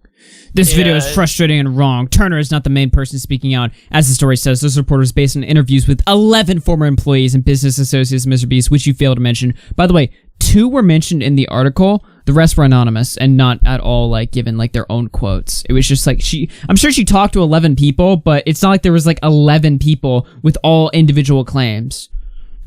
Yeah. Which you failed to mention. Calling my reporting a hit piece when you ignore the reporting mentioned in the actual story and misrepresents the claims is dishonest and rude. Rude. How did that video strike you as rude? No. It is literally so polite. If you have questions about my stories or reporting process, my DMs are open. I'm always happy to have a conversation. Okay. Mauled. I don't understand how this is a hit piece in any sense of the word. A significant portion of the article points out his business skills and his features of positive quotes from his fans. If this is a hit piece, what is the Dobrik story? It's not. It's a well-reported, comprehensive profile that takes the good with the bad. I spoke to nearly 30 people total for the story and had long convos with Mr. Beast's team over email. That's what fair reporting is, and it's disappointing to see a big creator who purports to support journalism make such bad faith attacks based on personal bias towards a fellow larger creator. It makes me wonder if big creators will ever support accountability in the ecosystem. What a Pay fucking attention weird way. to that last part. Big creator, that's what they were talking about last night. Big creators don't want accountability. What does that mean? Did we not want accountability to the EDP? Nah, we didn't care. Onision? No, nobody wanted accountability for him, totally. What does that even mean? Like, they don't want to be held accountable. Actually, I think it's the other way around. I don't think you people want to be held accountable. True. This response is so over the top for what we just listened to. Holy shit. Another journalist. Influencers get mad when the media doesn't take the industry seriously, and then when we do, they get mad because we're finally holding them accountable. What? Ugh. And then the thread I fact-checked the claim of 11 workers, several of whom shared messages and videos validating their accounts, dismissing workers' accounts of their own work. Why wasn't that showed in the article then? I didn't see that. Dismissing workers' accounts of their own workplace, some of whom spent years in it, to an audience of 6.4 million people without evidence because you personally like the guys, not okay. If 11 of your employees are moved enough by their experience to speak up to the media, you're a bad employer. Full stop. Okay. Whoa. Just straight up saying it. By the way, it changes like every 5 seconds. I don't know if you're accidentally skipping some. Maybe you didn't. I don't know. Philly D comes out. Taylor, just be honest. You made a thinly veiled hit piece on Mr. Beast so you could get the outrage clicks while still making it like that wasn't the whole point of your article. So YouTubers would still trust talking with you. And this is something Keemstar talked about, by the way. This is something Keemstar talked about. They did an article. Their articles on, I believe it was David Dobrik, did not perform as well as they thought they would. No. Who was it? No, I'm wrong. Wasn't it the Fine Bros? Didn't they make a hit piece article on the Fine Bros and like no one cared? They did an article on some YouTuber that is like super negative and nobody cared about it because the YouTuber's already like negatively seen by the community, so nobody clicked on their article. So their explicit strategy is to talk about YouTubers that are liked and make it out like, oh, well, you guys like Mr. Beast? Actually, he's an asshole. That's the strategy right there. So Philly D is absolutely right. You know, when he talks about outrage clicks, that's their whole strategy. New York Times memberships down right now. You know how I know that? She's mauling about it. So something to take note of. Kat writes, that's insane. The piece had to go through tons of editors just to get off the ground. It's the New York Times style death. You can't just go after people you don't like. I mean, Phil, just be honest. You personally like Jimmy and feel compelled to defend him. Nerd City shit on them. Let's be honest, this video was inconvenient to the narrative you're pushing. And then he shows a video of like fucking Turner bitching. I didn't put it in the thing because it's like we already know he's bitching. So this is a gross misrepresentation to see a big creator reports to support journalism. 11 former workers from the Mr. Beast spoke out for my hit piece. Phil calling those workers liars says it all. Big creators like Phil don't want accountability in the industry. You have to ask why. Big creators don't want accountability. Again, what does that mean? Read my story and judge for yourself. It's a fair, comprehensive profile of Mr. Beast that takes the good with the bad. I spoke to nearly 30 people. We don't care. Nobody cares. Dude, it's like he says one thing and then it's like and it's so funny because she went at 30 people. First. I talked to 11 people. It was fact checked. It was sourced. Like, okay. I did everything that they taught me to in college. Big creators like Philly D bash the claims of workers in the creator economy to protect big, powerful creators because they themselves want to retain power. They don't want accountability. Case in point, a largely positive profile is spun as a hit piece. These large creators like Phil DeFranco, Jake Paul, etc. bash the media because they want to operate with impunity. They want to continue to dominate an industry that's changing. It's why they're terrified of reporters coming up like Cat 10 Barge who hold them accountable. Jesus, this is literally like a spurg out. Yeah, literally, dude. I read the article in its entirety, and I thought it was reasonably well balanced. I know some of the folks involved, and I'd say what I read mirrored what I've heard over the years. Thank you. And those who read it will see it's incredibly fair and balanced piece. I went back and forth with the Mr. Beast team extensively to ensure they were given proper context and a chance to respond to every single thing that was in the story. Also, just to be clear, not all big creators are like this. Most are, but there's a certain group of very large male creators who love to complain about the media. Male and it's important to think about who they're willing to defend and who they're willing to dismiss. What the fuck are you talking about? If you're trying to make this a gendered issue, we shit on Stephen A. Search as well. And last time I checked, he has a cock, so... You checked? Well, I didn't check, but okay. I assume he has a cock. Maybe he doesn't. I don't know. She's literally... Is she trying to say, like... Because they've been covering David Dobrik and Jake Paul and stuff like pretty serious stuff. Is she trying to say that YouTubers, like, they're fine with people getting, like, raped or something and, like, they're willing to defend that to go after the media? Like, maybe I'm reading too it between the lines there, but big YouTubers hate when bigger YouTubers are held accountable. All the past people that have been held accountable were, like, sexual, like, crimes and shit like that, so... maybe I'm reading too into it, but it's almost like that's what they want to say, but they can't outright say it. I don't know. I mean... I don't know. I think they're just adding, like, the gender stuff to, like, you know, feel like they have something against us, I guess. I don't know. Has nothing to do with gender, but... No, not really. Not at all. I mean, we shit on male journalists, too. Here's one. Person with no staff management experience, bad at managing staff as business scales up, is such a normal topic. People roll with it when it's a game studio or tech company, but if it's a YouTuber, they lose their minds. Yeah, because usually if a tech company is doing something like bad behind the scenes, there's a lot of employees, so we can't like vouch for every single employee there, and it's probably, you know, there's probably some validity to it. You know, it's different when it's like, oh, Mr. Beast specifically treats his employees like shit versus Riot Games treats their employees like shit, and like there's like millions of like hundreds of thousands of or thousands of employees in the company or whatever. Completely different. Jaden is getting shit on here. There's been like 2 people that accuse Mr. Beast, both proven false. Unless the article has more information, I'm not reading garbage from some hack. No one touches Mr. Beast. He's one of the few untouchables. Like Elon Musk, he contributes some of the most to helping people. It's fun. Okay, this is like a sidetrack, but like I looked up Hinduism in high school, and untouchables in Hinduism means like someone who's like so fucking like low on the, and this is back in the day, I don't think this applies now, but someone like so low on the social hierarchy that you don't even like look at them. They're like hobos on the street. You don't even look at them. Like they're so bad. Like slaves were above them in the social hierarchy. So I think it's funny that he calls them untouchable. Nice. But I don't know. It just reminded me of that. Cat 10 Barge. This attitude is fucking appalling. Grow up. No one is untouchable. Stop buying and supporting people you don't even know. Okay. In honesty, all right, separate the context of what we're talking about here. On the basis, I mean, I kind of agree with her. Yeah, like nobody's untouchable. But I mean, it's in context with the Mr. Beast story, so I don't know. That isn't Hinduism. Okay. What it was I was literally in high school like fucking almost a decade ago. Okay, you fucked it up. Like a long time what ago. Religion was it? I don't know. No, I was researching Hinduism, and I came across that. I don't know, like maybe that was something like it's related to Hinduism or something. I don't know. Regardless, there was a thing. I don't know who's responsible for it, but way back in the day, like hundreds of years ago, there were people who were lower than slaves, and they were like untouchables, and you'd never talk to them or touch them because it'd be cringe. So that's what reminded me. Are you untouchable? No. Hell no. I'm not untouchable. You wouldn't be talking to me if that were the case, dude.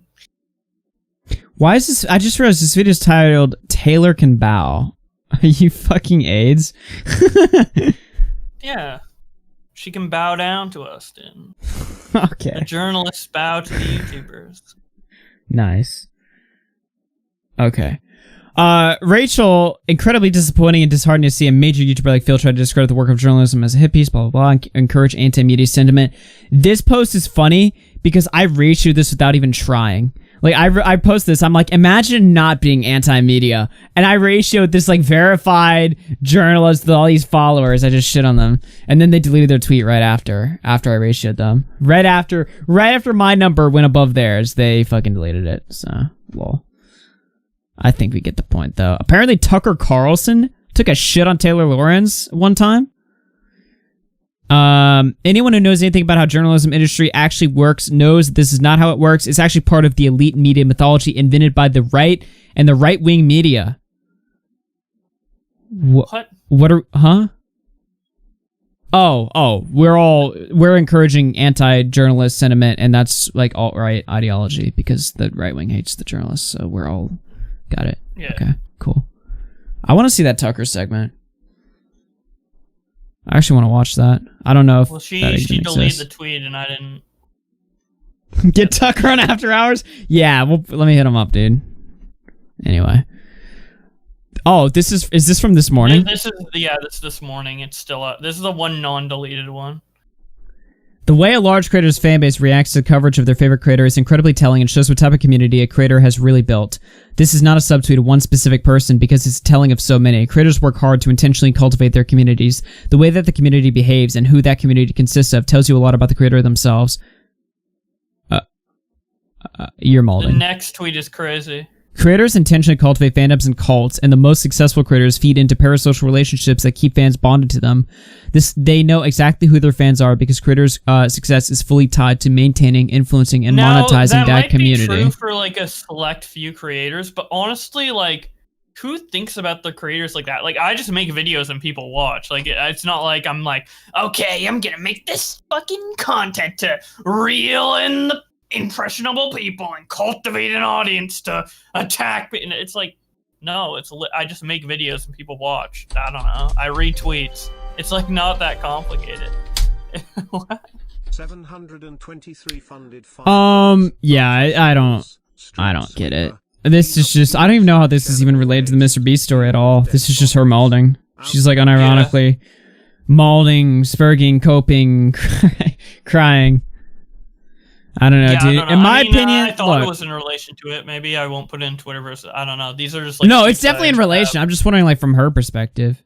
It's so funny. Listen, guys, don't trust the media. I've always been good at finding patterns. Oh, sorry. I got a little carried away there. All right, I'm going to read some super chats. We're going to move on to the Cosmo story with Bernie coming in here in a second. 723 through 5, Untouchables, street sweeper, clean up human/animal waste, deal with dead bodies, outcasts. Okay. Yeah, that's probably what I was looking. The Player So that's 101 what became a member. Poofy through 5 says, ooh, is Philly D victim blaming? Huh? Oh, are you joking? Because the fucking thing.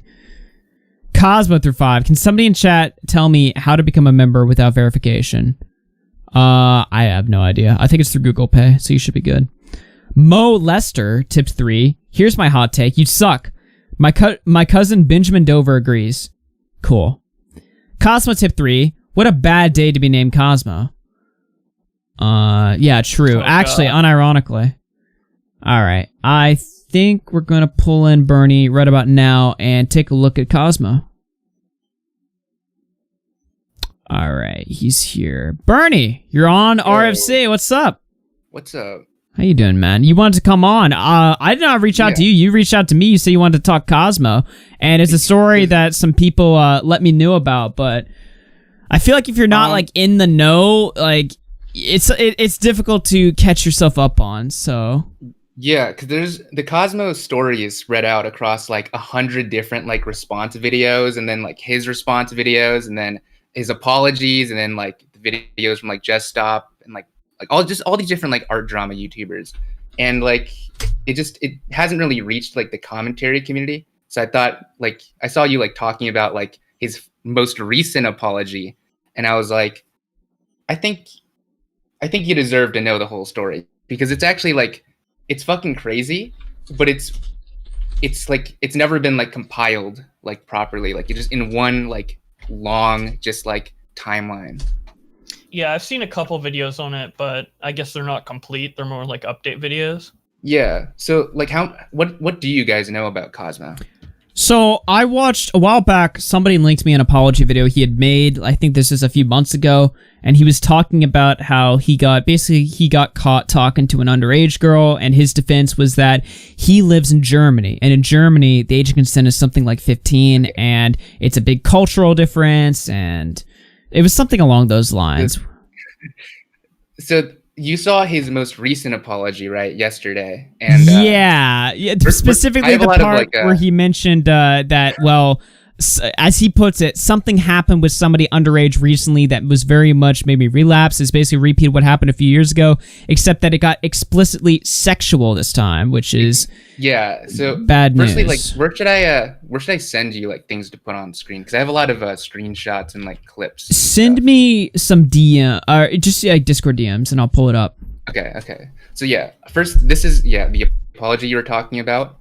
That is important because that happened like a day or so ago, and basically, so the past like year, ever since he got publicly exposed, he's been talking like, he's been saying like, hey, like, guys, I didn't know any better. Okay, I'm from Germany, we just don't know any better. The social norms are different. Well, a year of hammering it in, dude, don't do it. He still did it. So chances, like, he kind of defeated his own argument now, and we can kind of like really like definitively just say that he's like a predator. Like, the fact that there's like a new victim, like he was grooming a victim throughout all of that. But like the the thing that you guys don't realize is that this is like his mask off moment, right? You're seeing Cosmo at the end of his rope. He's now admitting that he had sexual conversations with the minor because he's out of excuses. He has nowhere left to go. But again, this is after a year of excuse making because he's a weasel. So take us through like the story from start to finish. Cosmo he's a movie review YouTuber. He's an animation reviewer. He's a cartoon YouTuber. Okay. So he did a few popular videos about like Nickelodeon shows, like the Kung Fu Panda movies. He has like he had over like 200,000 subscribers. Like he was pretty big, and also a lot of people don't know is that he worked as an editor for a lot of like other big channels. So he was big and also well connected in the community, right? So Cosmo, the two started dating. So he was dating, firstly, the first victim, okay? So now we have to clarify the first victim. We don't really know the second victim yet, but the first victim was 15 years old and he was 19, okay? So I'm not gonna like name them, even though like they have made public statements because they want to distance themselves now, right? But they were basically an artist around the community who drew like fan art for YouTubers. And she became friends with some of them, and that's how the two met. And she even became like his official channel artist. right? Mm-hmm. So one thing that's important to point out right away is that the victim, like in their response video that they made, like after it first got exposed, they point out themselves that she has a very like child sounding voice. Though, like this sounds weird for me to say, but like I'll send you this timestamp and just listen to it yourself. All right. Are you in the watch together? Oh yeah, let me hop in that. Okay. By the way, I noticed his last video posted was I found something in my old, or I found my old hard drive with a picture of Sonic and a bunch of shit on. His name just to Cosmo too. Yeah. Hey, anyone watching, listen to my voice. Yeah. Can you guess my so, age? That's Cosmo Yeah, wrote she in sounded younger. in his confession to them, like for when they started dating, he said that he loved listening to her voice because it just made him happy, which probably like is the first red flag. But obviously that's just something to add on top of the fact that, again, she's only 15 years old. Cosmo claimed that it never got sexual, but they were trading like meme like Rule 34 pictures with each other before they started dating. And this started with him asking her tolerance level. And I can actually send you this screenshot. And the relationship started in February of 2019. So I found the pic and I want to send it, but I want to spare you. That's Cosmodore. Yeah. She sends that emoji. So you need to tell me your like tolerance level or something. 7, I guess. Good enough. That's a good answer. Yeah. Yeah, and then you can see Jesus, what he was whoa. saying. Yeah. Okay. So he's claimed this relationship never got sexual. That's what they were sending like and like sharing with each other before like they even were dating. So I mean, it doesn't really matter now because he's now admitted to having a relationship with another minor that got sexual. But I mean, if you like, I guess if that's not sexual to you, like he was already guilty of that anyways. But okay, so Cosmo actually attempted to meet up with this victim 2 separate times. Okay, so the first time was planned to happen in May of I think 2019 at MomoCon, which is a convention that like a lot of the cartoon community met up at. And this was super horrifying to find out because the equivalent for you guys would be if you found out like a YouTuber invited like a minor to fly out to like VidCon. Like all the cartoon YouTubers were there. And they all like met him and like talked to him. They did like panels with him. Why would he pick there? Wait. Yeah, it's for unknown reasons. This didn't actually happen because he just ended up going there alone. So she may have like not been able to go. But then the second one happened or was supposed to happen in August. This one didn't happen because he bought a new computer and wasn't able to afford tickets. So yeah, at this point, it's worth pointing out, yeah, he lives in Germany, as you said before, which because it's like an international flight, it would have cost like $1,000 back and forth. So he couldn't make the trip. So I'm like, I made sure to make this like, there's a lot of stuff in between this.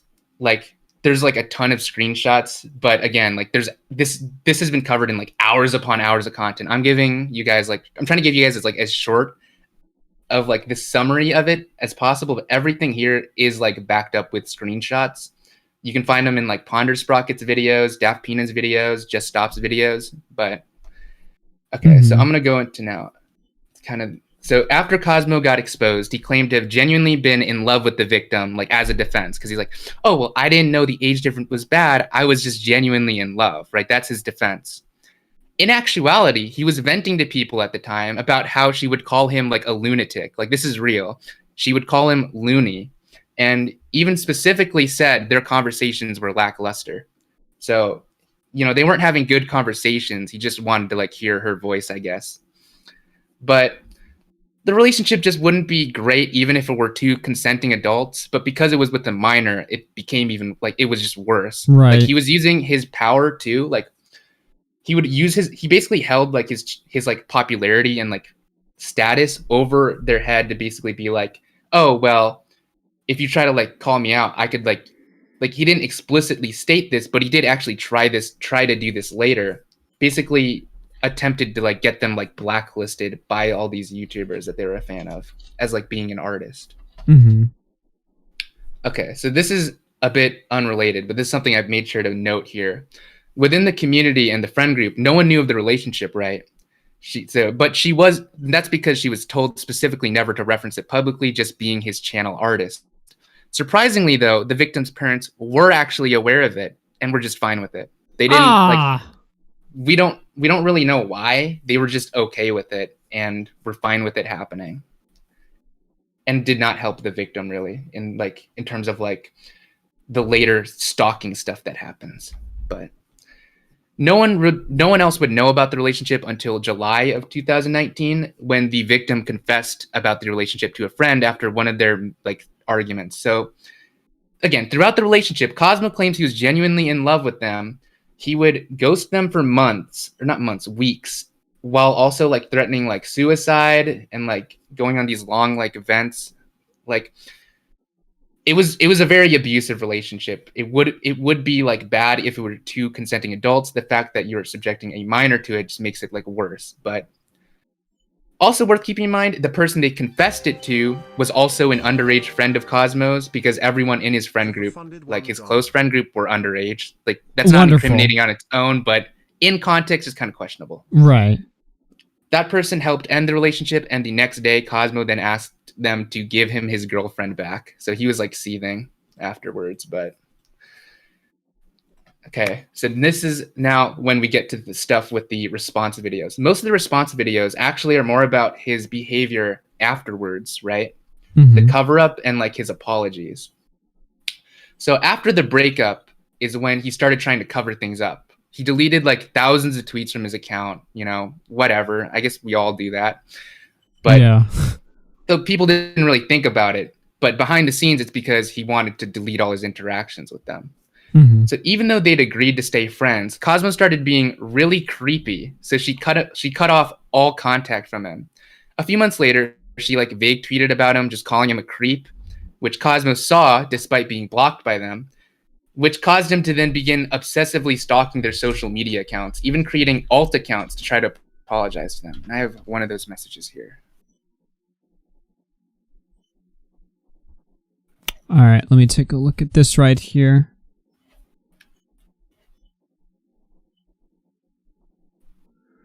All right. Hi, blank, Cosmo here. No idea if this message will reach you or not, but I don't really have any other means of contacting you. Hope you're doing all right. I'm sorry for how things turned out between us. A lot of it was pure projection on my part, and you were probably right to want to cut ties.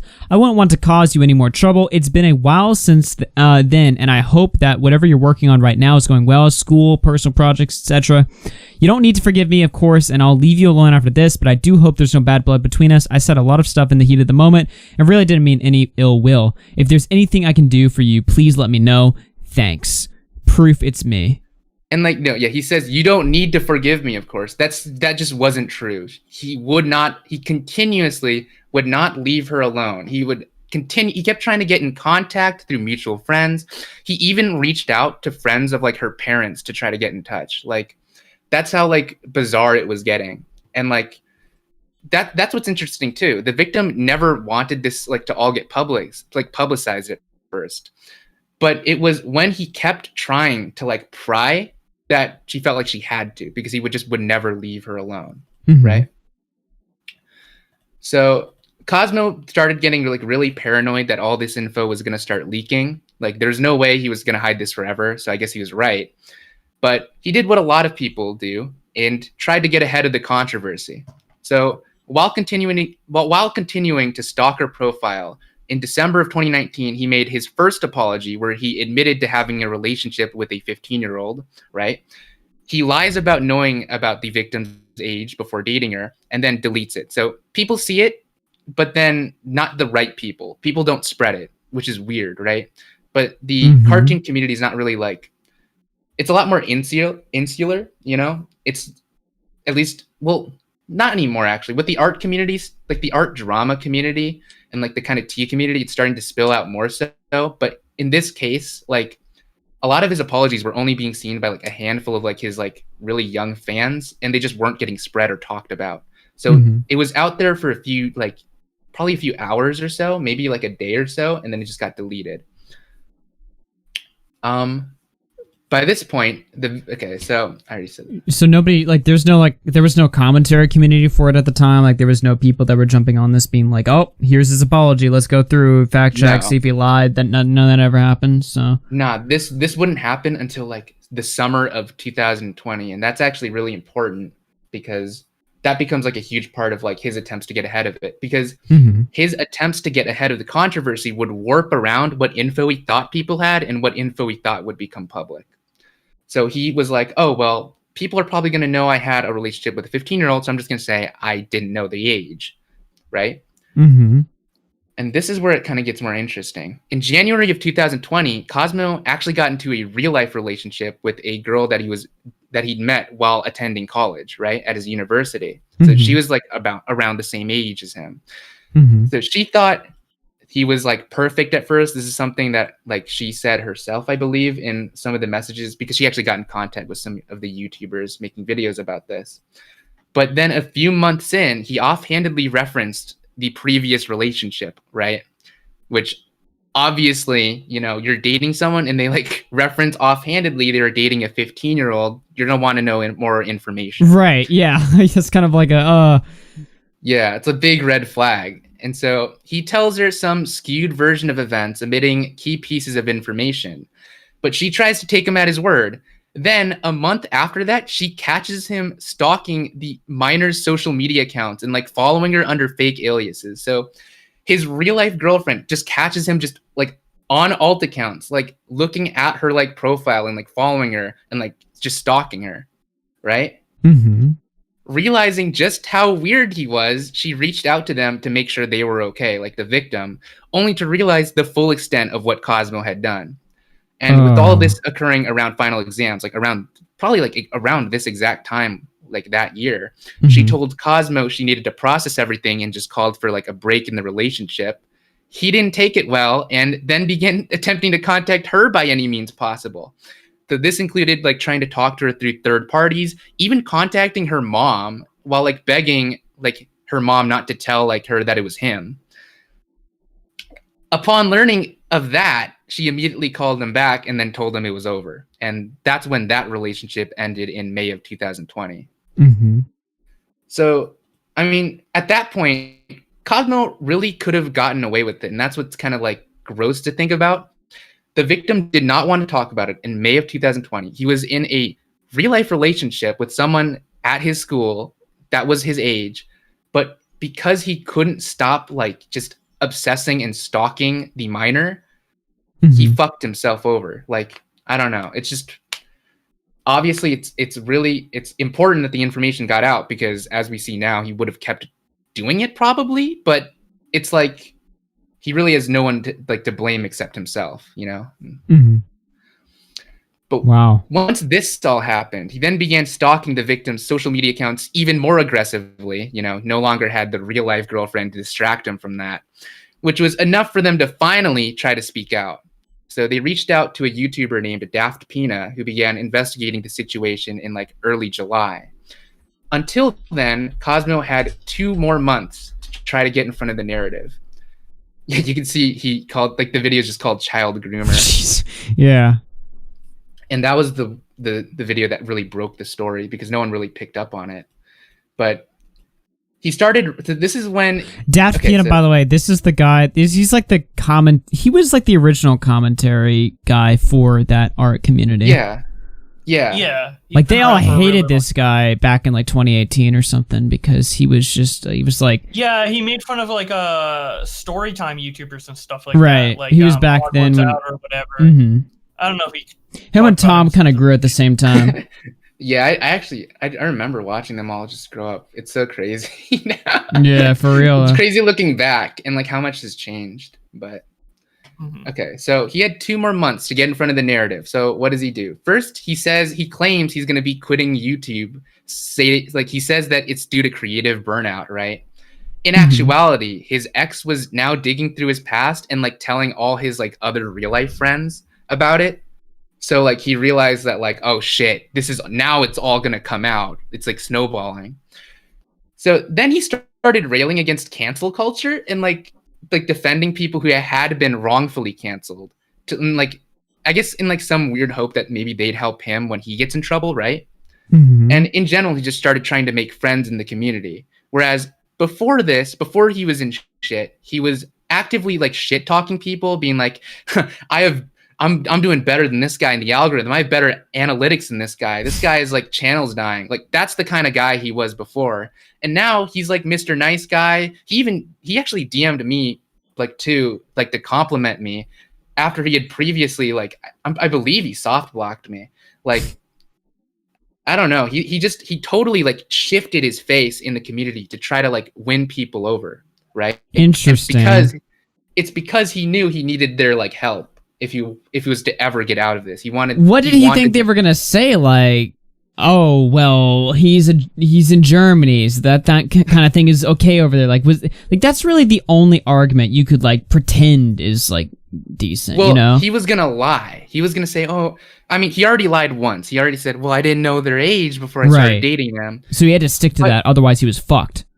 No, he just dropped it and then just started making up more lies. Nothing he says is consistent, which is why there's like hour-long videos like calling him out. But that's actually interesting though. So this is, I actually didn't like, I don't think I elaborated this much in my like notes for this because there's so much here. I just needed to make like a timeline. Right. Like, but he actually, there's like this cartoon community, like there's like these discords where all these guys like kind of hang out, you know, like the Twitter group chats for like commentary channels. There's that for like the cartoon YouTubers, right?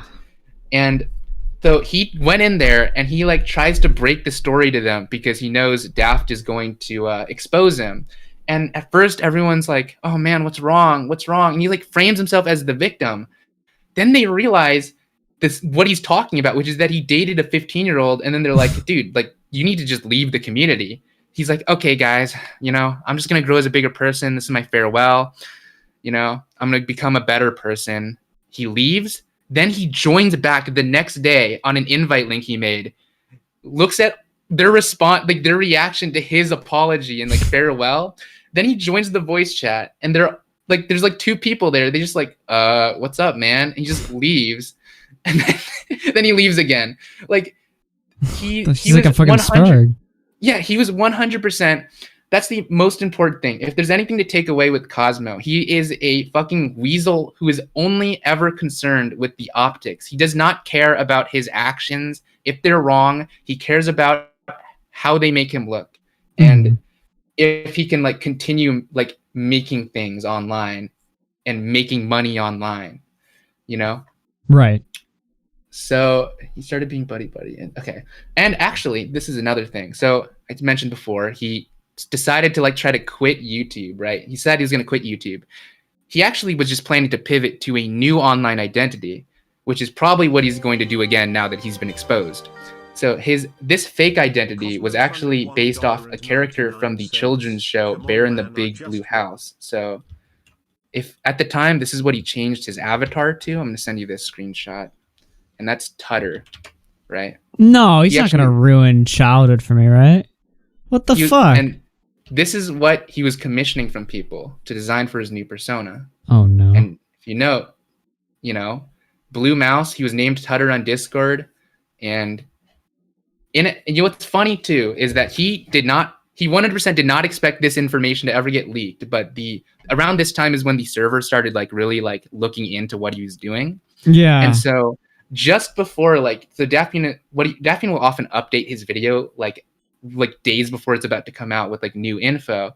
And like, so like when he does an interview with Cosmo, he gets this information. So then he confronts Cosmo on it. And here, I'm gonna send you like this timestamp. I don't know if make sure you have ad block on because the ad placement is kind of like it's fucking cancer, but it ruins the moment. But the clip here is Cosmo being confronted on this, and you can hear just like in his voice how shocked he is that people are like digging this stuff up. You're commissioning someone for a new avatar. Are you looking to jump accounts? Where does he hear that from? Is it yes or no? I don't. I'm not trying to go in hiding, if that's what you're implying. It's a personal project I'm working on. I haven't decided what I'm going to do with it personal yet. project. We must wait and see what project? this ends up This being. never went However, anywhere. fully He was jumping ship. lying. Like, But like you can just hear in his voice, he's like, "Wait, where did you hear that from?" It's like, oh my god. So he commissioned art from somebody. He's like, I'm gonna rebrand. I'm gonna build a new channel, and he commissions them as Cosmo, not expecting, because I would assume it would have been like the artist that leaked that, right? Okay, so this is another thing that kind of isn't like I didn't. Yeah, that really does sound like an if you know type answer. Yeah. there's so much like random like tidbits and like different this whole thing is in relation to his private Discord server that was also just like full of like his fans, which are all like underage people, right? Right. And so he would just be venting to them about all his relationship drama. Like he wouldn't clarify like which one it was. He talked about his ex that like was now digging through his past. You have like no friends?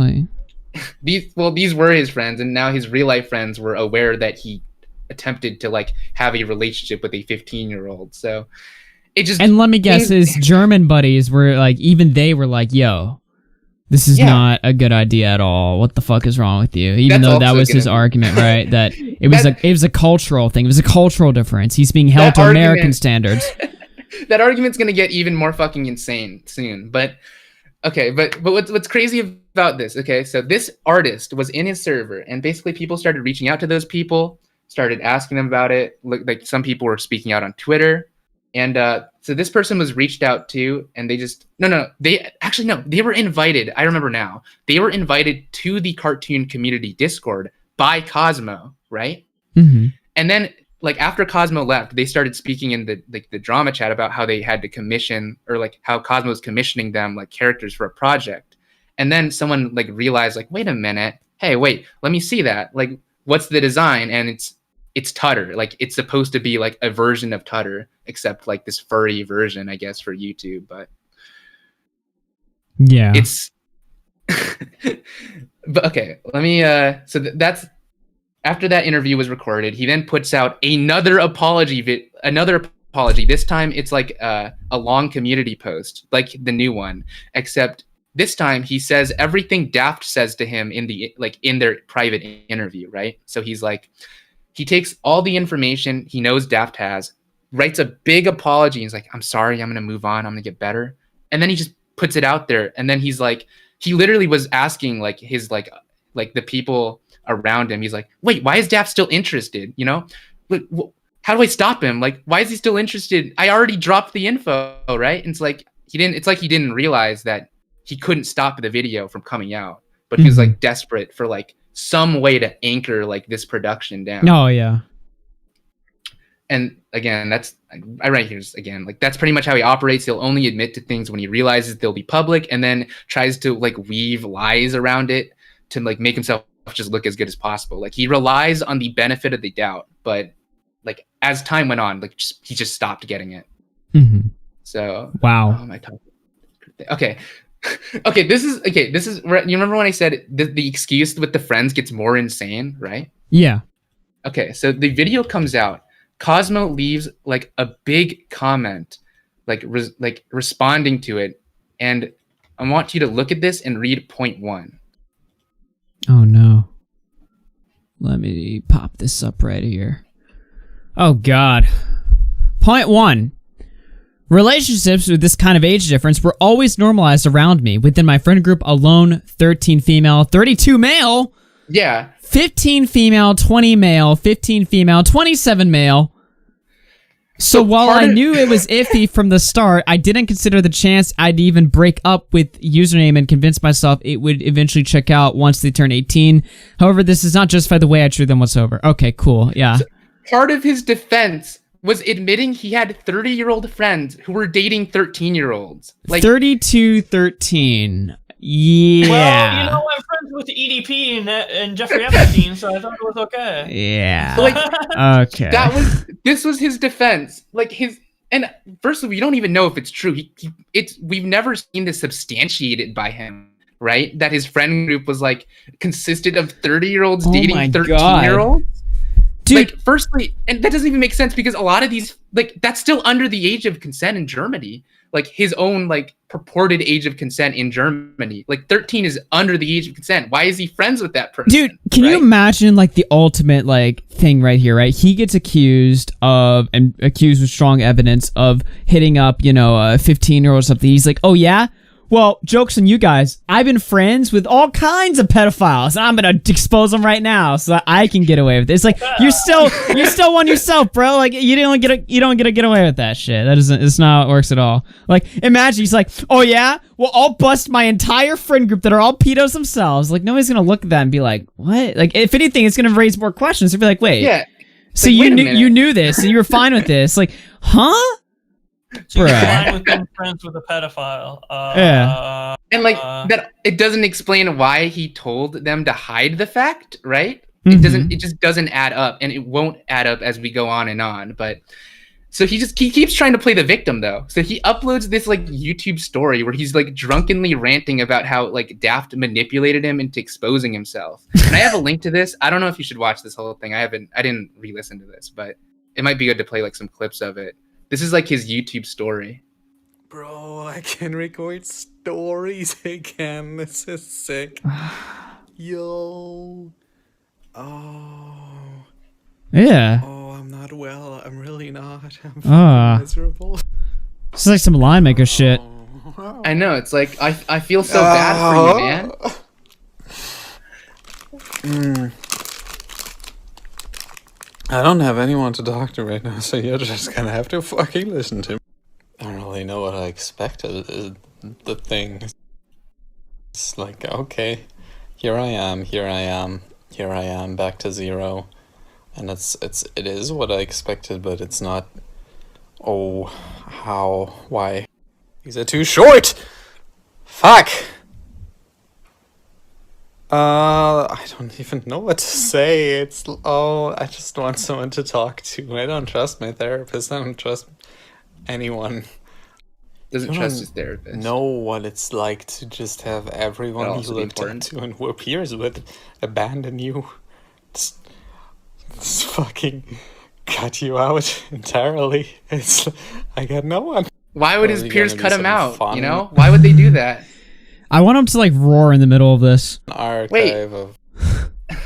It's also like he says he has no one to talk to. What about the 30-year-old dude dating the 13-year-old? Surely you can talk to him. Yeah, man. Wait, did the other pedos disavow you because you're like more of a pedo? Like, wait, go back to the pedo community. Like, maybe they just didn't want to talk to him because he was maybe like a they're already in fan, jail. dude. Maybe he can't talk to them until later. Yeah, they're fine with like, you know, they're German, so, you know, according to him, the social norms say it's okay, but like, you know, maybe they look down on him because he was like a cartoon reviewer. You know, who knows? You know, maybe the girlfriend left him that he knew IRL in Germany because he did cartoon videos and she hated Kung Fu Panda. Okay, so at this point, this is when you would start seeing. So like at first, like his audience actually like weirdly had like a really positive response to his apologies because they're children. You know, he was manipulating them. It's kind of like a was it Mini Lad who like kind of had a response like that? Like where he's kept going. Red Kiwis as well. Oh yeah, Kiwis too. Yeah.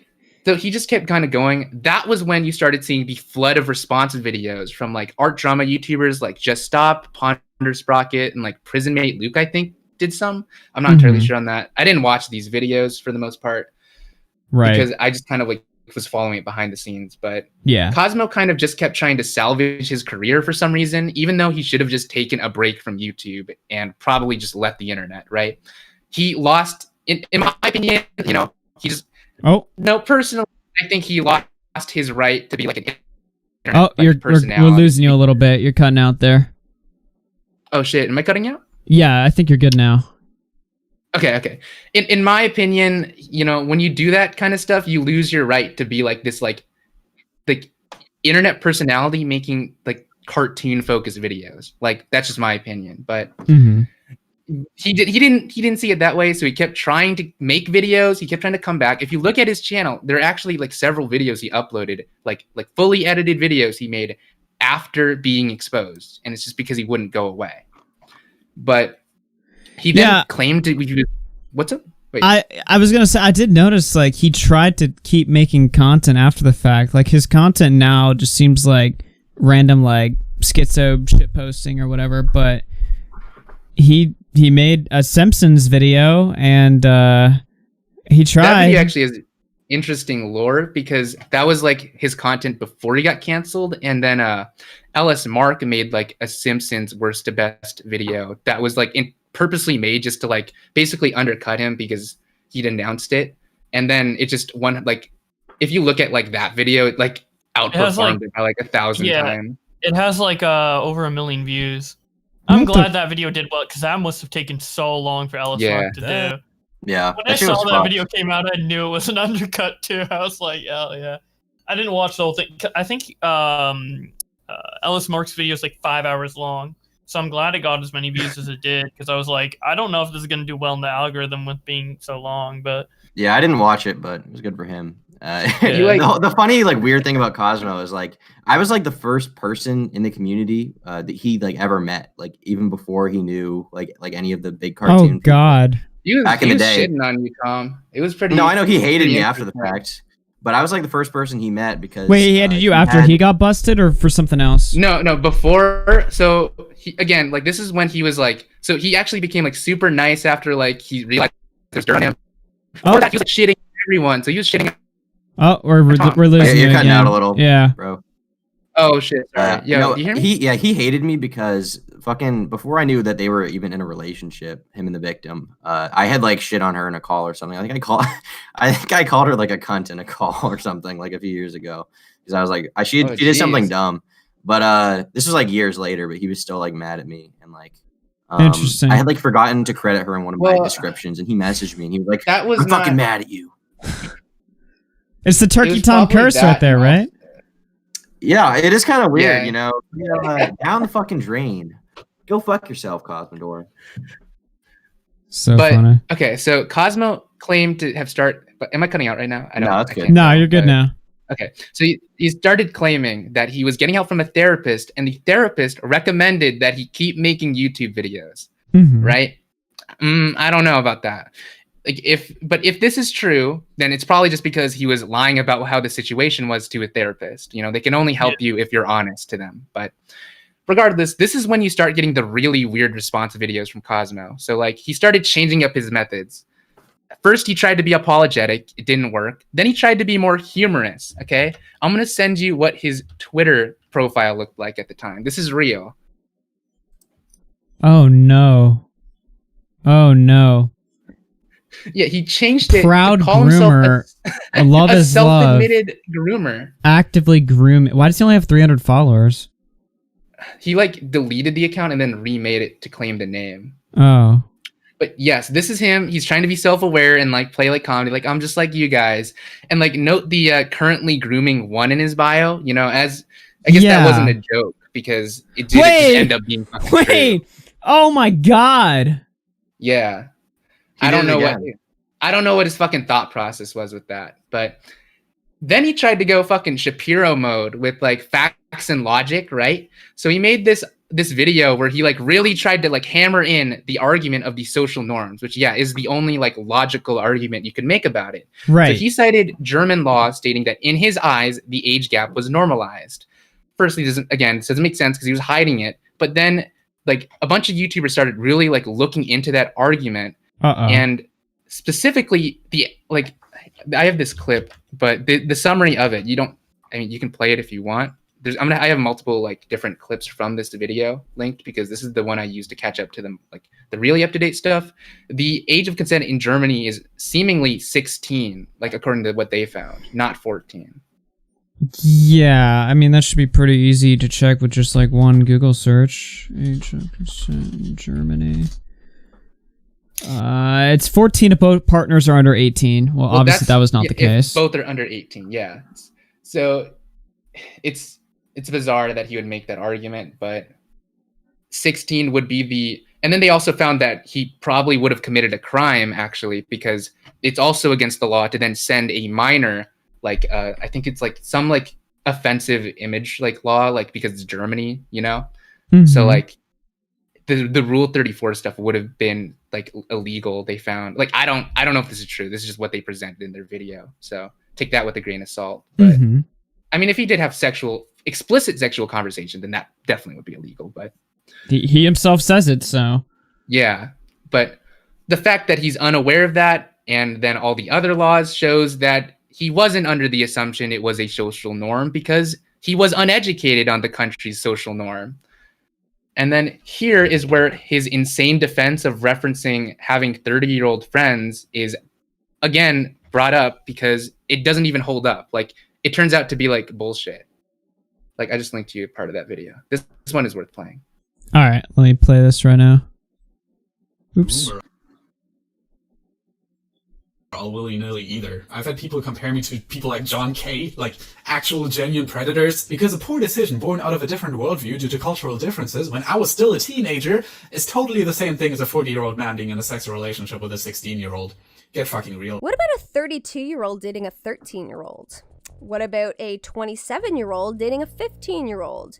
You forget about those? See, you guys might be a little confused by this, but Cosmodore left a comment under Daft Pina's video when it was first released. In it, he revealed that his friend group consisted of multiple adults who were in relationships with underage teenagers. Nice guys to hang around, right? Isn't that literally EDP and the catfish is? Oh god, I think EDP was just 30. I could be wrong. Yeah, EDP is like in his 30s.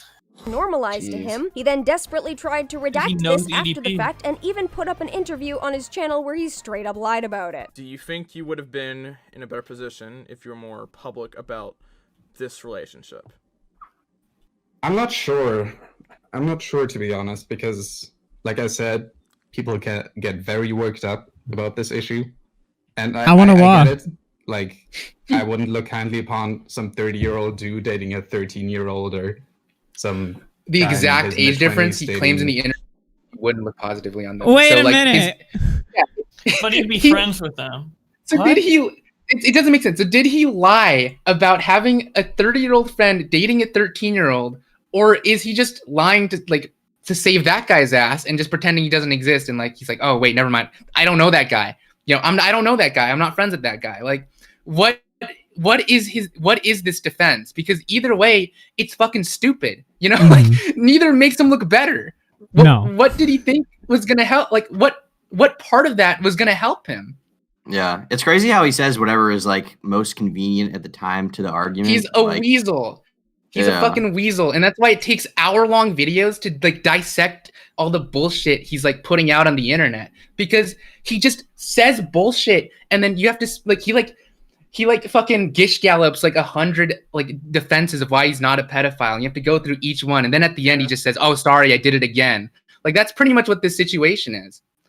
Yeah, well, at least now when people expose him, they don't have to like go through all of this, evidence. They can just show the latest community post, and they're like, "Well, there you go." Yeah, I mean, it is just fucking stupid, like the amount of bullshit this guy has put everyone through, and I believe there's been no legal action in any way, right? From my understanding. Yeah, Doesn't it have to be like the victim that does that? Yeah, we don't know why he came out with that post. Seemingly, going by like past behavior, it likely would have been because he came out, like because the victim threatened to come out. Maybe it could be like some like 5D like fucking social experiment where he's like, actually, I made up the whole thing. But I don't know. Like I don't know if he's like that stupid. It could be like he realized. It could be like he realized he was going to be caught eventually. So he was like, "Oh well, to show the audience that I'm changing, I'm going to just admit to it from right off the bat." I guess. I feel like if he was caught again, like it would be better for him to let from his perspective, it'd be better for him to like let the victim come out themselves, so that then he could like fight it or something instead of just come out himself and just shoot himself in the foot. But I don't know. Yeah, he kind of came out on top of it. Here's one final I guess. I can't imagine how he would think like his audience would be like, "Congratulations, man! Thanks for letting us know." He doesn't really. I guess he doesn't care what his audience that thinks. final post was just a cope. There's only one sentence in that entire like post that matters, and everything else was just him being like, shh, like him desperately grabbing on for life as he like slowly realizes he's like falling. I'm sorry for disappointing you all. Yeah. This is a goodbye for now. Thank you for your support. It will not go unappreciated for now. I would be willing to like bet he's just planning to make a new like channel. But I sent you one final clip that's really like telling from one of his Shapiro Facts and Logic video. Mm-hmm. Oh, it's muted. Sorry.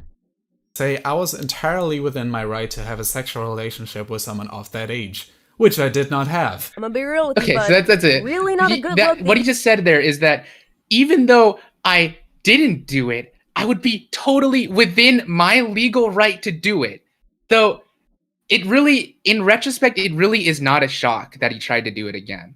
When he was saying shit like that in his like supposed like response videos, he was saying, well, I was entirely in my right to do so, right? It doesn't make sense.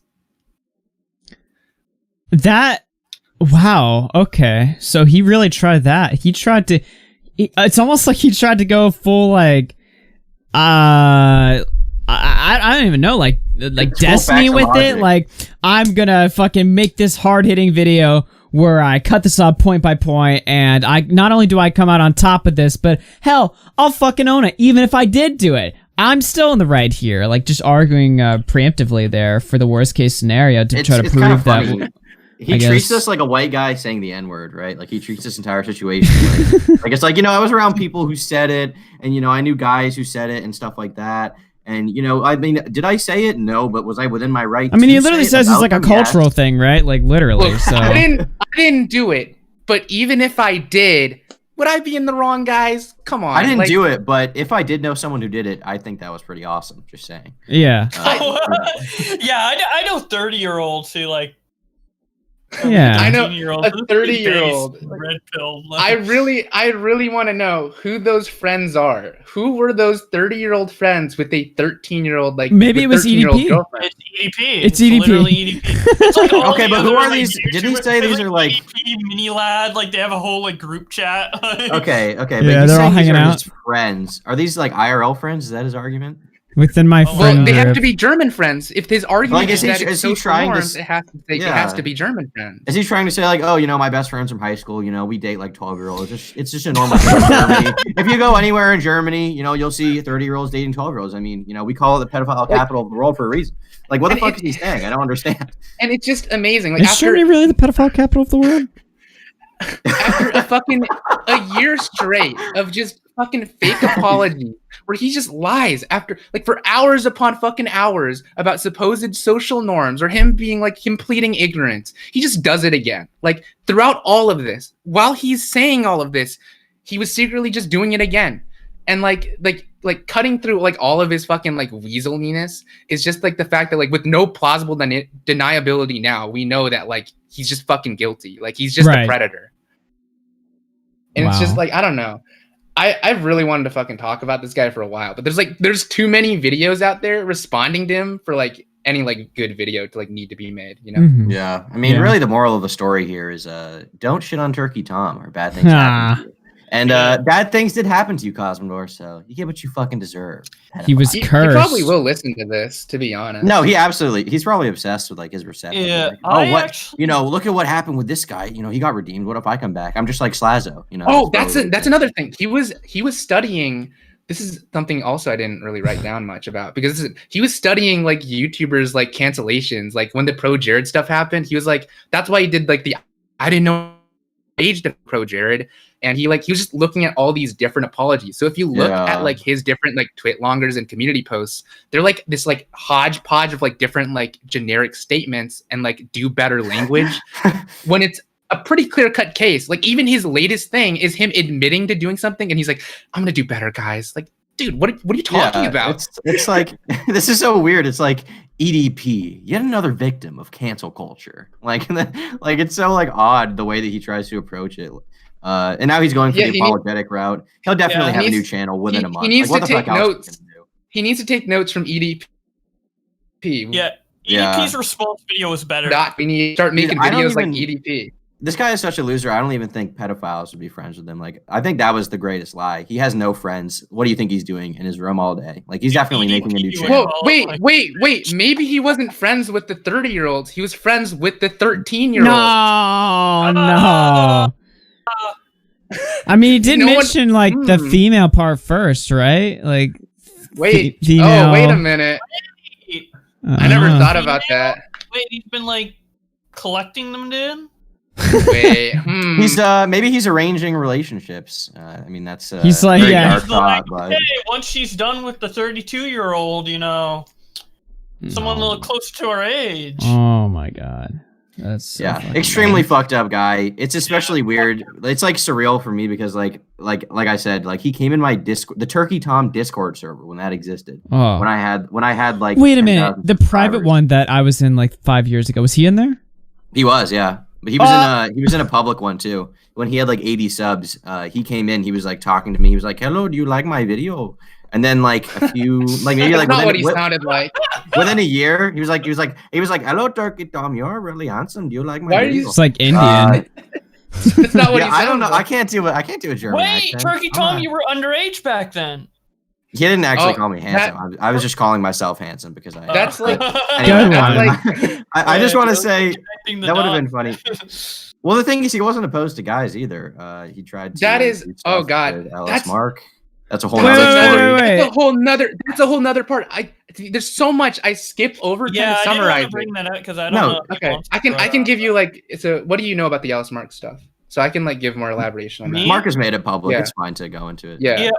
All I know is that like I know like prior to Cosmo getting canceled, like Cosmodore and Ellis Mark did a lot of videos together. I think I was like I saw them like stream Sonic Heroes together. Cosmodore talked shit about me when I was in chat or some shit like that. Yeah, he talked shit about everyone, dude. Like, and then he played Yeah, friendly and I after. didn't You know really what? know I'm who just he gonna was lie like and that. say he probably was a cunt to me back in Tom's private server. You Yeah, know what? dude. Whatever. I'm Yeah. I'm gonna claim victory over this one. Yeah, I just knew they were like. I think they had a Discord server together, didn't they? Like a joint Discord, like Cosmodore Yes. and Yeah, They did. Yeah, their brands were very and they intertwined. were for a like while. they were like close. And then when all the Cosmodore shit comes out, I remember Ellis Mark saying something along the lines of God. like, "Yo, Cosmodore was trying to like slide in with me or some shit like that." And Okay, like, so Ellis Mark was underage. I have not watched all of these like the fucking hundreds of videos that exist about the controversy. I don't know how much of this is very public, but I'm going to basically just say like generally what I know about it, okay? So he basically admitted to the 15-year-old he was dating that he had a crush on Mark too, who was in the friend group, right? Right. And so then he started admitting to people that like, so then he arranged for a meetup to happen, right? And so he started like telling people like, this is going to be like the point where I finally get to see if Mark has any feelings back, right? If this is like serious. He said this like explicitly to other friends in DM, right? Then he goes there. He arranges the hotel. He gets only one bed, one king size bed, right? Oh my god. He pretends it's an accident. When Mark is uncomfortable, he's like, I can sleep on the floor. And then he's like, I'll get another bed. It's like, doesn't happen. So eventually after that visit, there's actually photos of this meetup I can find that are public. And Oh god. Oh god. Oh my god. Yeah. Mark. I mean, imagine how weird it is for Mark, right? Yeah, Yeah. that's so weird. Yeah. Especially when he had like a joint Discord and he met him IRL. That's so weird. Yeah. Yeah. Well, the thing is, I was even before I knew that he and the victim, like Cosmo, and the original female victim were like, you know, doing their thing, I guess. Even before I knew that he was like extremely protective of her. And like this one comment stood out to me in particular in DMs. Mark had messaged me, like we've been talking about it, and I was like, yeah, Cosmo's really like mad at me for some shit I said about this girl like 2 years ago. And fucking Mark was like, yeah, he's like in love with her.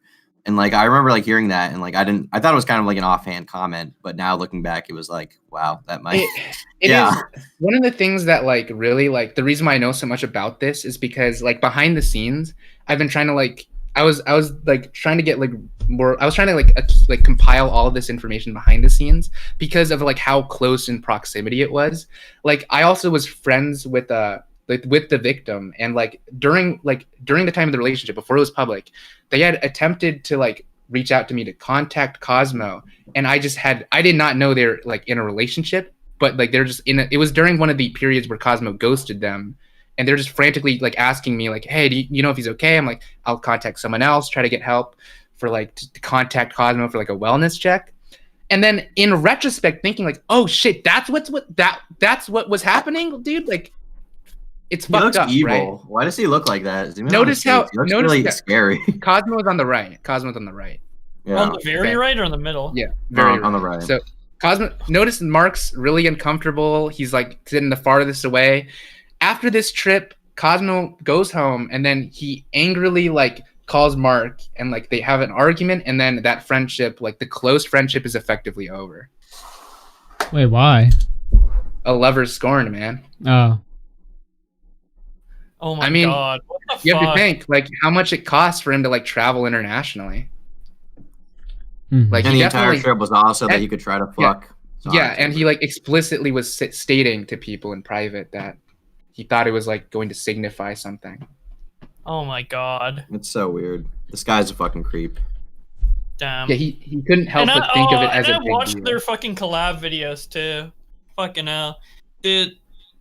Poor Mark. It's like a really yeah, and like the thing is too, like he had no problems trying to rope the entire community in. I mean, he was going to fucking meet up with the victim at MomoCon. Like again, imagine if like fucking How does like that name of that convention sound really like sketchy? It was like a convention that like Let's Players went to as well. I think, imagine like Foggy. a groomer brought like one of their victims to VidCon and like you guys all talked to them and then you found out like when you all like kind of dispersed like some shit happened. It's yeah, I'd want to like fucking kill myself. That'd be so fucking weird. It'd be so surreal. It fucking taints everything. Cosmo has like tainted that community, which, you know, it's not like the commentary community. Like these cases don't happen every day. And he was like it's not every day that like one of like the big figures in that community like gets outed like this. So it's yeah, and like the people we talk about or that get outed is like EDP, who probably doesn't have like that many connections with other YouTubers or, you know, some other YouTuber. It's not like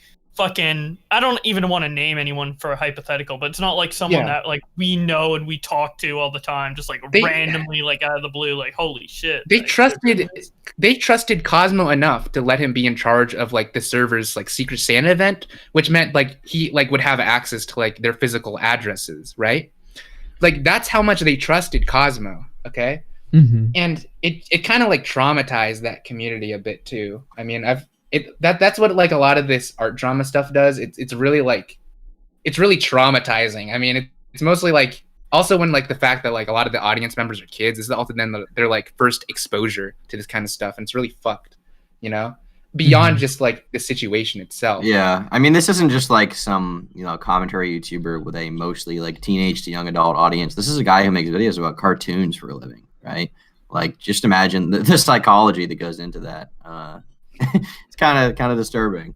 Damn, And I hate the Kung Fu Panda trilogy now. And as more details come out, like if the victim decides to speak out, because we don't really know who the victim is in the new post, as more details come out, it seems like things are only going to get worse. And it's kind of fucked up because then at that point it's like, well, we already like outed him from the community. What could we have done, right? It's like it's weird. It's just a weird position to be in. Yeah. Yeah. What a fucking story. I didn't realize it went this deep. I saw like people were like hitting me up about it like a while back ago when it was kind of first breaking down Dapina's video, and I think it came out when a bunch of like the Smash shit was going on, and I was like, you know, it's something I feel like you had to be there to like fully get the grasp of, you know what I'm saying? Yeah, but, definitely. Thanks for coming on, man. Seriously, and like letting people know like about all this shit. Like, no for problem. real. I've wanted to call in for a while. I've been like watching a lot of your recent shows. Oh yeah, man. Yeah. No, we've been talking for a while now. It's just it's kind of funny it's taking this long, you know. Yeah, Cosmo is interesting too, just because like I haven't followed the case from like watching all the videos too. I don't even know how convoluted that would be. I only know about the situation because I've been like talking to a lot of like the ex-friends of Cosmo, to like a lot of the different YouTubers behind the scenes. Like that's really the only reason I was able to follow up like with it. Like it's a very convoluted story to follow just because there's so many and they're not really organized. And you're saying that like, is this something you're gonna make a video on eventually, or no? I don't know. I really thought about it, but I just think there's too many other videos, and I really don't want to be like a drama channel. Like the most popular video on my channel is like a drama one, but I don't want to be a drama channel, you know? That's, I don't know. Well, give like a promo for your channel real quick, you know, since you're here. Yeah, my current channel is Bernie Vids, guys. I plan on trying to start uploading monthly.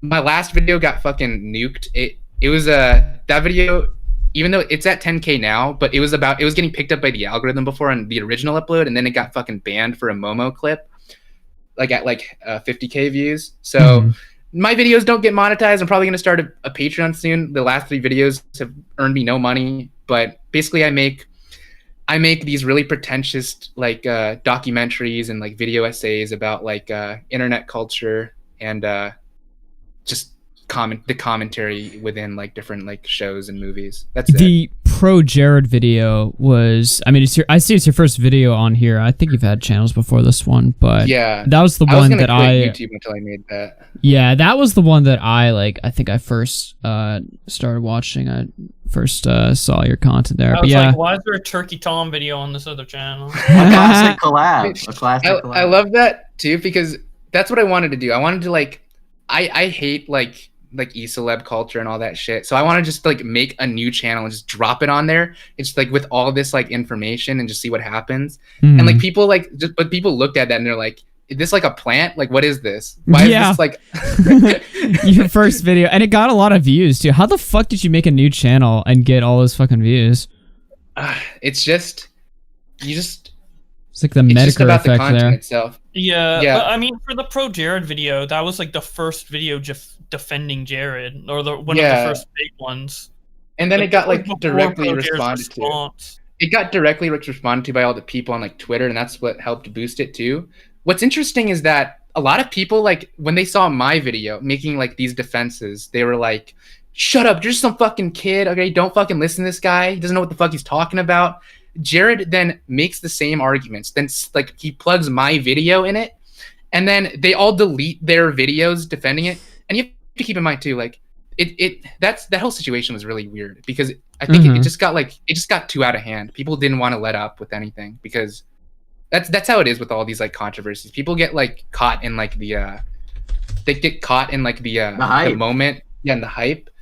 And so like if they're wrong, they don't want to like admit it. And it's like, I'm not going to be like, oh, well, I've never like been wrong about something on my first impression. But it's just like people were like super hardcore, like coming at me for like a really like, it's not even like a defense of Pro Jared, really. It's a neutral take. Like, it's not like we're like, Pro Jared's like a good person, you know? He's a hero for making a blog where like he was like sexting fans. It's just, he's not a pedophile, right? Right. Like, but I don't know. I'm getting some breaking news here that is as big as the Cosmodore story by far. Apparently Tommy C broke his fucking monitor watching porn.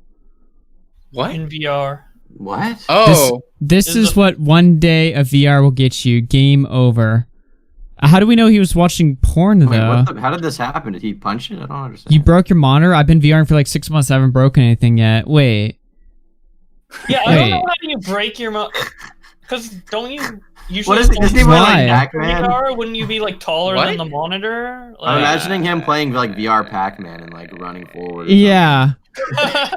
Gotta get the die. Well, if it was porn, like he sees like the girl, he just like fucking punches her, like the monitor breaks. Like, how do you just, do like, this? Tries to, like lean in, like looking closer. How do you know it was porn? Where's the Nick porn said at? that. Stick the knife in your neck. Pull it all the way to the right. Nick said it was porn. Maybe they were watching it like together or something. I don't know. Wait, look at his background. It's the Matrix. What is Matrix? Oh yeah, it's the Matrix. Oh my god. Matrix. Yeah, he's in the Matrix. Holy shit. I'm in the Matrix. You remember that classic Tommy C Twitter video? Yeah. I'm in the Matrix. Look at the other tweets. Wait. I learned my lesson. Next time I'll keep it in my pants with the VR porn. Too dangerous. Okay. He confirmed it. Wait, what? Confirmed, boys. That doesn't explain anything, though. It's a meme. I don't think he was actually. Just dropped $750 on a new monitor. Should be your. Jesus. Wait, $750. He buys VR, and the first thing he loads up out of everything you can do on VR is just porn. How do you buy a $750 monitor? Holy shit! What the fuck? Wait, no, that's a pretty expensive monitor. Jeez. Okay, then. Well, Tommy C's having a good time there. I think that's more than my whole setup costs. Not only is it porn, but it's the first day of VR. He finally sets up his VR. It takes him hours to set it up. He launches porn and immediately breaks his monitor. Dude, he's broadcasting live from the heart of Europe. He's having a good time. What was he trying to do that would break the monitor? Was he trying to My balls keep ticking like a metronome. metronome. Playing like Gorilla Tag or something. Was he trying to eat that ass? Like, Oh, listen, we're in a shitposty part of the show right now. Do you guys want to watch the EDP comeback video? oh yeah, let's. Oh god, I might dip out for that. I've already seen it. All right, man. Hey, thanks for coming on. Everyone, I have it pinned. The pinned comment at the top. Go sub to Bernie. Oh shit, I appreciate it. There you go. Thanks for coming on, man. I'll talk to you soon. Man. That was very. See you, buddy. Thank you. All right, so Cosmodore's response to all the pedophile accusations, pretty bad, but EDP. Easily the strongest ever. I think he should have took the EDP approach because Bernie was talking about all the approaches Cosmodore took. He took the like Ben Shapiro approach, like the logic approach. He took the fucking I'm sorry approach. I think he should have taken this approach. This was one of that that I think he missed out on. Why did he do it shirtless? I feel like that's the worst possible like way. Like, Oh my god. Chet Goldstein. My nigga, Chet Goldstein. Or should I call you Alex Rowe? Dude, yeah, that does, yeah. My Chet Goldstein. Whatever the fuck your name is, my nigga, whatever the fuck you prefer to be called. You know, here's the thing, my nigga. Let me go ahead and holler at you for a quick second. See? By the way, you're gonna hear the N-word and the... I feel like he's overdoing it. Why is he overdoing the N-word? You're gonna hear the N-word and the F-word 1,000 times, by the way. I just want you all to know that in my video, watching the entire thing, it's fucking monetized. Eat my shit. All right, anyway, back to the video. It's getting demonetized. I've been making videos. No, it got manually reviewed. It got manually reviewed. They they're said, definitely going to go back on I it now told that them you to demonetize it, and they said it was green. They were like, You no, no, said no. In the review, it's demonetized. I said in the review, I was like, he sweared like fucking 50,000 times. I'm just saying, all right? YouTube kneels to me. That's all I'm saying. Might have to file a report on that video. Oh, yeah. Videos for coming up on 11 years now, my nigga. You feel me? I've been in the game for a cool ass minute. I feel you. I've seen punk ass, bitch made, hoe ass motherfuckers like yourself come and fucking go. Dude, EDP has been in the YouTube game for as long as he likes it. Get it? You know what I mean? I've seen, you know, piece of shit, bitch shit, punk ass motherfuckers. 12 years. The catfish would have been 2 years old when he started his YouTube channel. That's fucking disgusting. As if he couldn't get any worse. Fucking trash goddamn content creators like yourself. You know what I mean?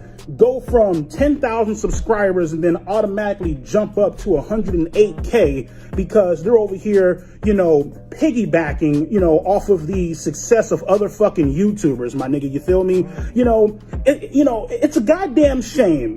It's a crying fucking shame, my nigga, at the fact that these motherfuckers aren't entertaining enough to sit back and provide the people with content, you feel me, and have What is the content that he's making? I have to ask. Like, what is he producing? I just motherfucking shit myself and sent a picture of it to my 13-year-old girlfriend, guys. This is crazy, guys. I'm didn't he fucking go sweating. on I shit stream and myself. flex that he got bitches when it was the catfish? Yeah. He was like, yeah, I just died to my girl right now. And it was the catfish. He's like, Quentin reviews, you're fucking collecting Garfield toys. Well, I'm collecting bitches. He like opens up his phone. He's like, look, I bet Serena in the schoolyard the other day. Like, fuck, bro. Holy shit. Subscribers subscribe and actually be entertained by their fucking content. You can't fucking do that, my nigga. You feel me? You gotta sit back and walk around here, make a fucking ass out of yourself in public, making fun of kids with Down syndrome and shit. There's a fucking video all over the end. I love the like I mean, what EDP did was bad, but making fun of kids with Down syndrome. Listen, I may be a pedophile. Like, I may be a but I'm not. pedophile. At least I'm not rude. It's literally that meme, dude. It's literally that meme. Oh my god. This really does. I may have been caught being a pedophile, but you did make commentary videos, right? Am I correct? Yeah, you brought up for drama, right? Dude, I don't feel like this is a real video. This feels like a deepfake. This feels like the really, really bad ending that like never happens, but for some reason we're in that timeline right now. Yeah. Of you using racial fucking slurs and shit. Oh man, the fucking N-words, my nigga, they'll be fucking offended, man. You know what I mean? Fuck these N-words and all that fucking shit. All right. He's never used music in his videos before. Why the fuck does he have Nick DiOrio's soundtrack? I feel like I'm watching. I was gonna say he's even dressed like Nick DiOrio. I feel Yeah. like I'm watching one of his videos. Like this is like the Nick DiOrio like defense. Like EDP445 wrongfully canceled. Now Chet Goldstein is defined as like it's very odd. Chet Goldstein is a very bad pass. My name is Nicholas DiOrio. My name is Nicholas DiOrio, and EDP's innocent. Wait a minute, you're telling me Edwin's grand return to RFC is watching this? wait.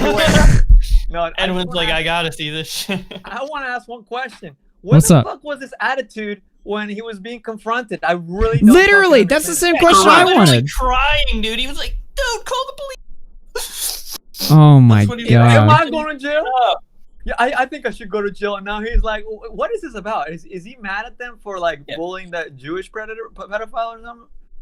I think he's just, I don't know. I think he's just he thinks he can just do the same thing over again and get views, I guess. Which, I mean, to be fair, he's succeeding because we're watching this, but... I think he just thinks that, like, he has his audience that will support him regardless. we're And, like, also there are people in the We're replies also for, like, he's watching him back. on YouTube. Did he upload this on? I mean, on Facebook. Did he upload this on YouTube or just Facebook? He doesn't have a YouTube anymore. Oh, he's gone. Oh, he's banned, so... Oh! The thing is, I know people have said they don't think he's going to jail. We just recorded a podcast with Keemstar, and he said he thinks he's going to jail for sure. Oh, you got Keemstar on Halfback? Yeah. Nice. Seemingly, he said Keem says he has some like inside information, and he's definitely going to jail. So, like, I don't know how true that is, but I don't think he would say it in confidence on this topic, at least, if he didn't believe it. So, yeah. So you mean I won't be able to move my content over to EDP445.com? That's not gonna happen. Maybe when he goes away, you can buy the domain. You know. Yeah, dude. I did announce the new website is coming, so you know. Yeah, dude. I really think it can compete with Storyfire. I think Half Baked should be exclusive on EDP445. What if EDP is desk chair? What if it's way. Can I ask why is it called Half Baked, but nobody's in there stoned? What's up with that? You know, you raise an excellent question. Frankly, we're all formerly baked, and now we're not baked, which contributes to the half. You know, we're recovering addicts, so that's the reason why.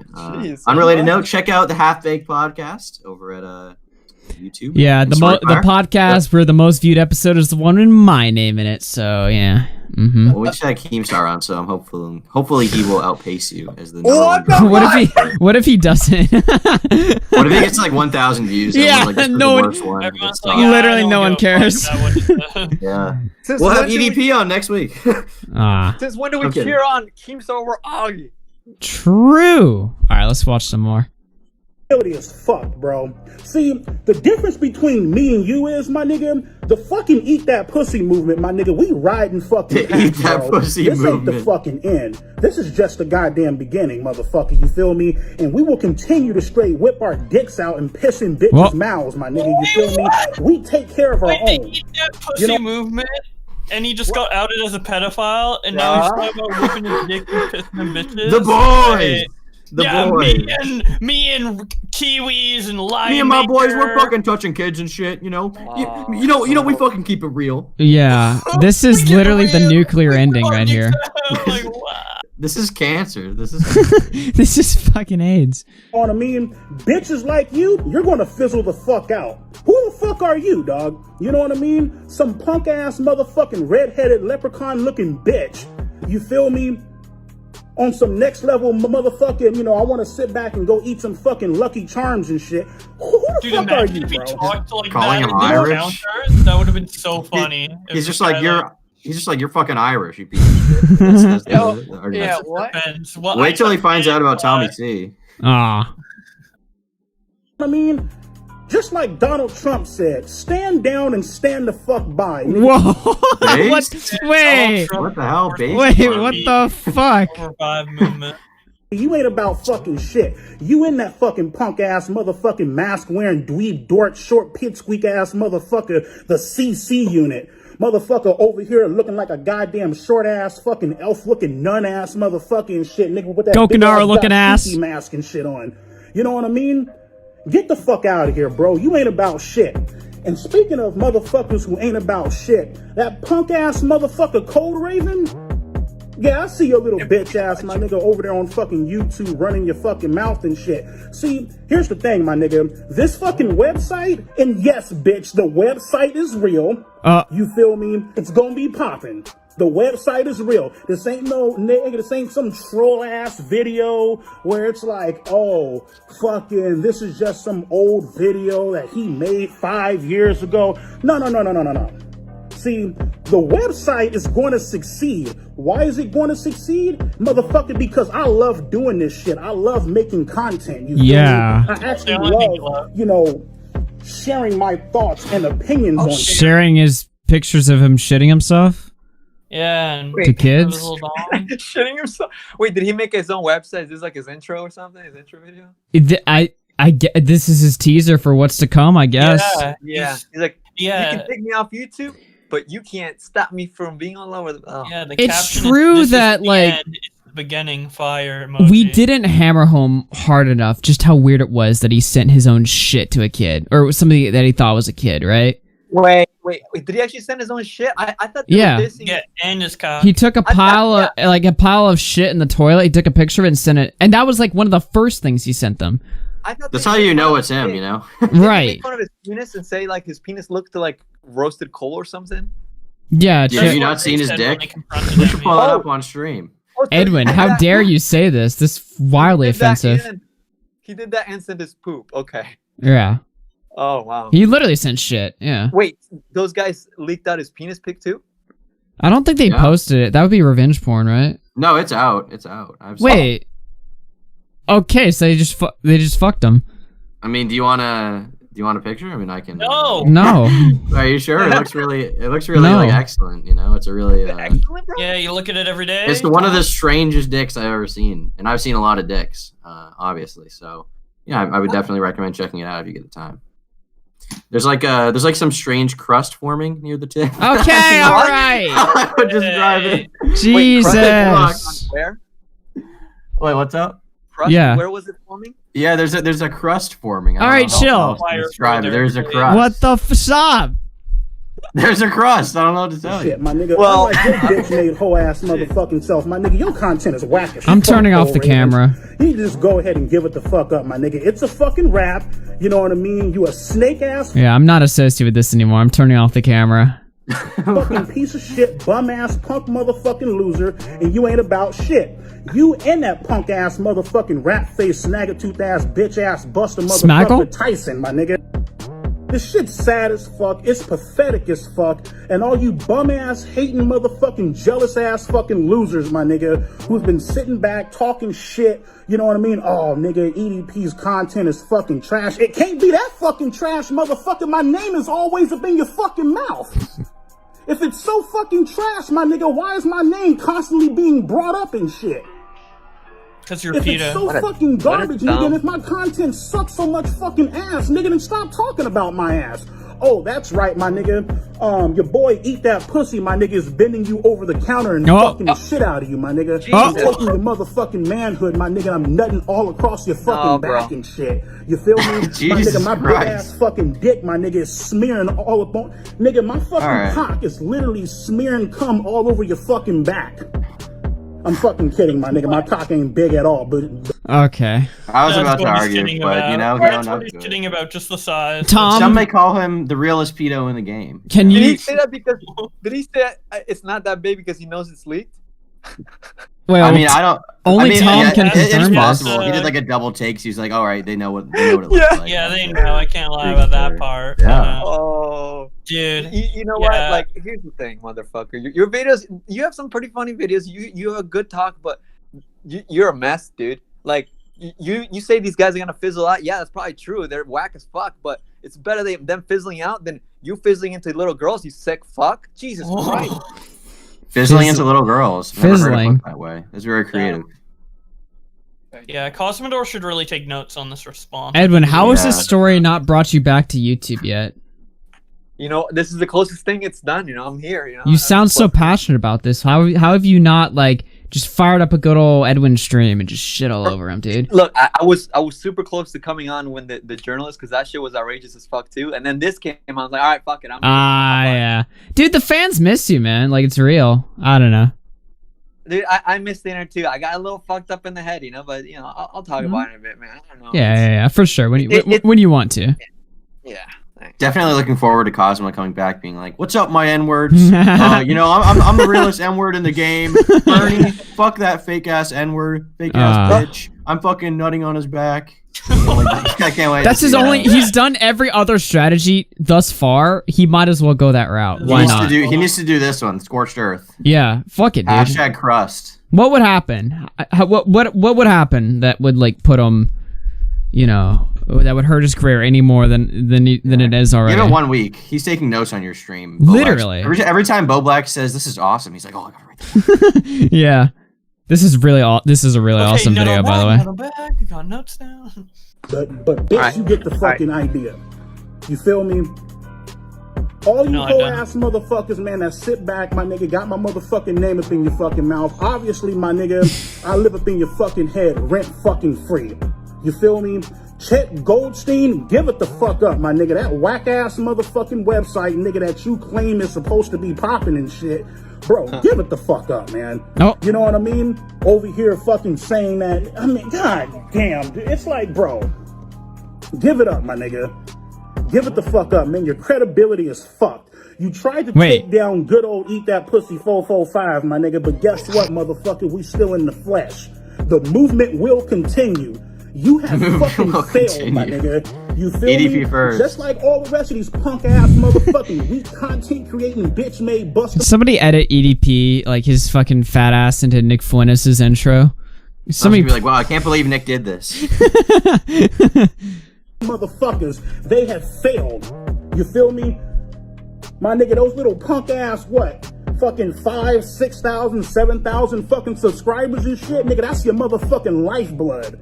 You feel me? I could sit back, nigga, and take a shit. Nigga, I could take a fucking piss, my nigga, and piss out 5,000 fucking subscribers. Give it the fuck up, bro. You niggas fucking suck dick. You motherfuckers failed. And your boy is in the motherfucking flesh, my nigga. You feel me? So suck my balls, eat my shit, lick my fucking asshole, and the motherfucking Eat That Pussy movement will fucking continue. Crust Website first. coming soon, you Dude, ass niggas. Crust first. Wow, he is angry. Look at his nose. He's been sweating since the beginning of this video. Yeah, he took some drugs. Oh man, 6 minutes to Jesus. saying the same thing. Wait, what are the? Well, he had to like bring out all the details, like coming on the back, and you know. Dude, I cannot believe that video lasted so long. That confrontation, that was so cringe. Like the off-brand, what's his face, Gokunaro mixed with the J Station. That guy was so cringe. Oh my god. You know, you have so many fans, dude. Like out of 1 million people, well, I'm sure one of them. I mean, you ugly, but you know. Why is the pedo funnier than the predator catchers? Fucking hell, dude. Well, yeah, that's the thing. They were doing the interview. They were trying to like make jokes out of it. They were trying to goof the whole situation. Yeah. Unironically, the worst part is, maybe this is a hot take, I actually think EDP is probably funnier than them, because their jokes were just like, you're fat, No doubt. your dick looks like charcoal. Like, wow, dude. I mean, he has similar humor, but at least he can do it like at a rapid pace and at such an absurd level. Yeah.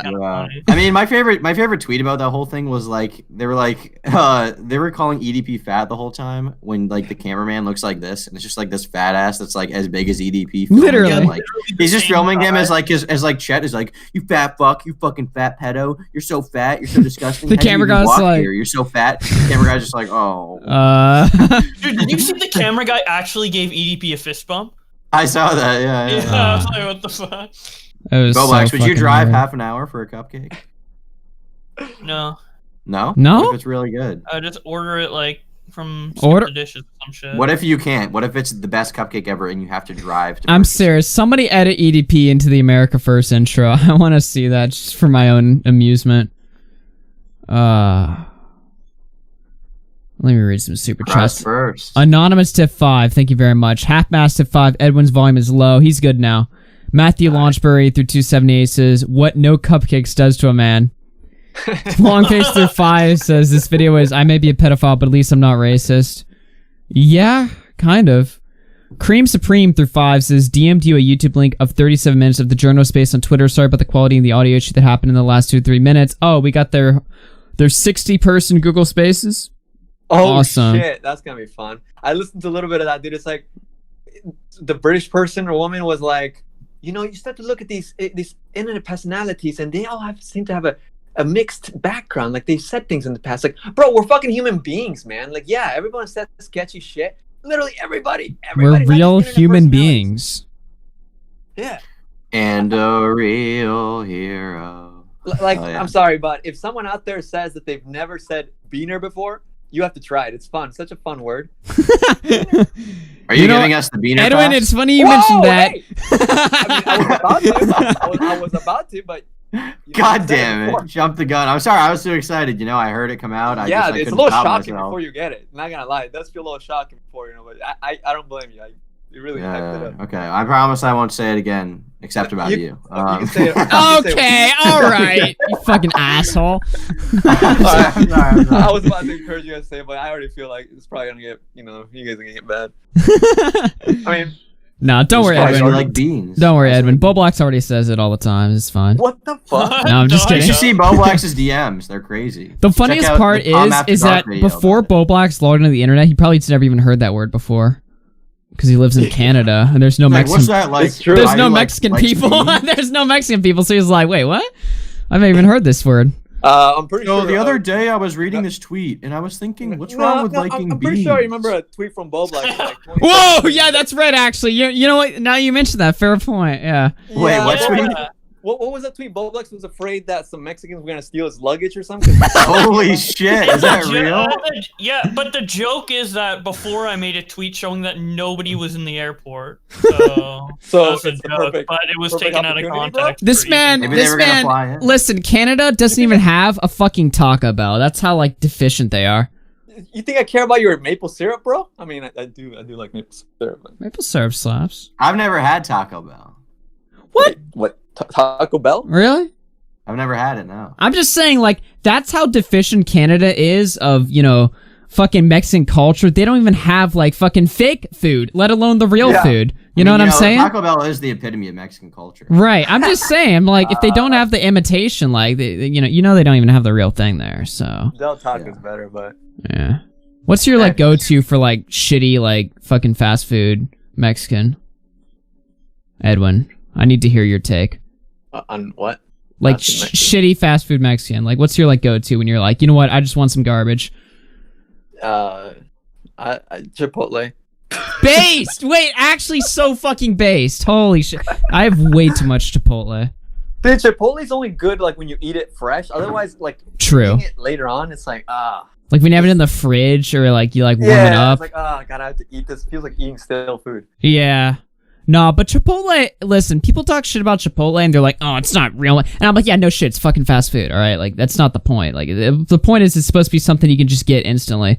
It's good, all right? I like it. I'm a big fan. Give me that sponsorship, all right? Chipotle, hook me up. That's all I'm saying. Also, John in the chat, that Beaner pass already expired, bro. I don't know why you're saying I hate Bean and then spacing it with the ER, bro. What the? Yeah, no dude, you fucked it up. You fucked it up. See, weird. You give them an inch and they go a mile. That's the problem. Exactly, bro. Exactly. Yeah, dude. That pass is just as stale as Chipotle, dude. I'm gonna order some Chipotle. I'm fucking hungry. Holy shit. I kind of want it now, but it's like 9:40. It's like too late. I spent too long doing this. EDP, we just all want to eat, dude. Doing this show for like 3 hours. Like, you guys don't understand. Like, all this food, the food closes down now, and now I'm fucked. Dude, I gotta get food. Still open for me. I'm about to order. Of course you're starving. Nick only comes on after hours to say he wants to eat. Okay, classic. Nick, what are you craving right now? Oh, Lex, you're fat too now. Shut up. No, I'm not. Shut You the are. fuck up. You are fat. I bet I weigh less than you. Dude, Boblax You is gonna definitely quite don't weigh large. less than me, What do dude. you I'm weigh? like 8 inches shorter than you. I weigh 145 Oh, pounds. ladies and gentlemen, Nicholas. Okay, I weigh more than you. Yeah, you fat fuck. So don't fucking I come weigh in here and 190. call me fat. You're massive. Guys, don't talk about fat people with Nicholas. I'm trying to introduce Nicholas Diorio. Come on. Nick's like fucking 100 times bigger than me, dude. Nick's like Dude, Boblax is becoming quite the chonker. Listen, you don't need to introduce. I am the biggest person on this podcast right now. I'm so mad. I'm not Dude, a chonker. Boblax is becoming wide with money. You don't need to introduce Nick Diorio. The floor shakes when he walks in. Okay, it's all good. Fucking AIDS. I'm sorry. Look, you know, that's all I have to say. I'm so mad. I'm about to order some McDonald's, dude. That's how mad I am, dude. I'm not fat. All right, guys, shut up. We have another video to play. Shit. I've always been good at finding patterns. Oh wait, sorry, that was the wrong Jesus video. Christ. You really like that sound. I like how you have that fucking bookmark. You definitely wake up. You definitely fall asleep to that. It's like white noise. Literally. I haven't seen Augie stroke himself so much in a live stream except for today. Like, damn, it's really like, I got this. Dude, it's so fucking. It's such a good sound clip to have on the board. Get Rector 2 says Taco Bell. Wait, hold on. His tier list. Wait, garbage is better than Moe's, which is better than Chipotle, which is better than Taco Bell. Dude, you're on crack. Taco Bell is the best Mexican restaurant in the United States. Oh boy, Taco Bell and Chipotle both. Not even Wait a at minute. fast food restaurants. Wait. All Mexican restaurants. Yeah, including dude, Mexican Texas. restaurants. Not even like authentic, like real, actual top class like restaurants. No. Hold on. Shitty Taco Bell. Shitty Taco Bell just destroys like authentic, real Mexican Hold on, food. Okay, can we talk about I got this a for a study second, for this. though? I have a study to support this. Let's talk about Mexican food. Okay. Since I've started doing YouTube, the Hold amount of food that I order has increased exponentially. So I've started doing it same. successfully. Hold up. Like I can't. I always tell myself I'm not going to because I like Hold saving up. money. I hate spending even in small amounts. No, wait. Well- Listen, we're talking about food now. Okay. Taco Bell was voted the best Mexican restaurant in the country, and the internet can't believe it. Dude, the Is it just fact the most that popular? Well, he has an article to support his claim. I mean, Written by Catherine Tenbar. I mean, Cat Tenbars did the study. And Taylor Lorenz literally. Yeah, confirmed well, I went on Snopes, and this article is fake news, so fuck Yeah, you. literally. this is Wow, definitely you're listening to journalists, Nick? What the fuck? Yeah. Dude, I got to support my claim, bro. Dude, the fact that the taco is literally wrapped in a commercial says that it's not the best Mexican Dude, food. literally, Stephen A. Sartre wrote this fucking article. Edwin, I have you at like 20 bajillion audio, and you still sound like you're across the room. Yeah, Damn holy it. shit. What the fuck? He doesn't sound that bad. I'm trying to talk on my phone because I can't fix my In fairness, only one of Nick's headphones works. So No, I got it fixed. Unlike Augie, when I have a problem did with my you? headphones, they're fixed. Dude, I had I had to do a podcast with shitty headphones for like 2 months straight. I was so fucking painful. Your shit, dude. No, I understand that though. You were gonna Like, buy a new computer, and you still haven't, and your stream crashed like 20 times since you've made that decision, but you haven't like actually went through with it. I use real amazing winner. headphones because now that Raycon sponsors me, I always have the best quality, noise isolating, compression of headphones. I would recommend. Unironically, Raycons are really, really good. Wait, I wanted to bring up something while Especially when Augie you was use here. Black. What's up? While Augie's on his own show. I wanted to bring up something while Augie was here, and we were talking about Raycon. Raycon, okay. Specifically. Go Turkey Tom. Yeah. Raycon. This is totally this is specifically relevant to that conversation. Can you pull that up? Oh yeah. Hey Edwin, could you read this out for us? What the fuck? We are now all. Whoa! No! Don't. Oh, Stephen A. Sartre said this? Who's Matt Go Luke? I don't know, dude. He's Is this probably real? Gay. This is real, by the way. Gay? That doesn't even sound like a real phrase. Like, why did he add that at the end? Like, what? Dude, this guy was so devastated by Stephen A. Sark's crippling uses of slurs that he deleted his account. He literally he yeah. Guys, let's not stoop to their level, bro. Let's not. Dude, I want to go lower. Are you kidding? Yo, you want to see a thing where he talks about how he... Wait, do you want to talk about how he lied to the Chinese government to get a visa? Wait, what? Huh? What? Dude, Augie, this one should bother you on a personal level. He's Chinese. Oh, That's the okay. worst part. Wait, pull that one up. Dude, Yeah, that's funny.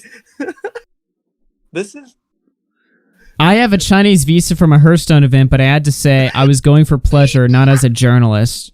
Going for pleasure? He lied to Well, the that's his Chinese business of government pleasure. to get a It's not visa. Going for pleasure. What is Pleasure? What does that mean? What kind of pleasure can be found in Well, China? you have to understand the brothels in China. Are I don't think it was. What I don't is think it this? was Some Panda like Express. ladyboy shit? Like, what are we talking about here? No, That's that's an offensive term now. That's the wrong stereotype. Hey. Yeah. Yeah. Okay. All right. I'm You in the said that was call. Thailand. That's like one state over. Like, is it really? One state over the United States of China. The race conversations never go well in this. Yeah, I mean, show. Asia is like China, Japan, the communist ones, and then there's like one other or something. The one that made Pokemon, right? That's like it. I like how he wrote this while he was verified.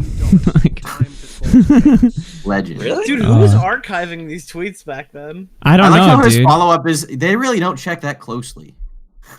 I was terrified I'd end up in a dark room. You must suffer for your art. Wait, your art? What the Art.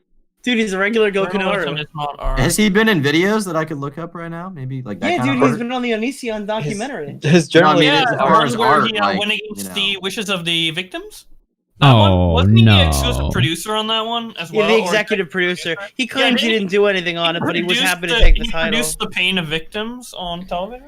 I can't remember if Stephen A. Stark has me blocked, but I just opened up his account on my other tab and he just blocked me. So, oh, by the way, now I think I don't know. I want to say yeah, or maybe he had me blocked before. Actually, I think he had me. I don't know.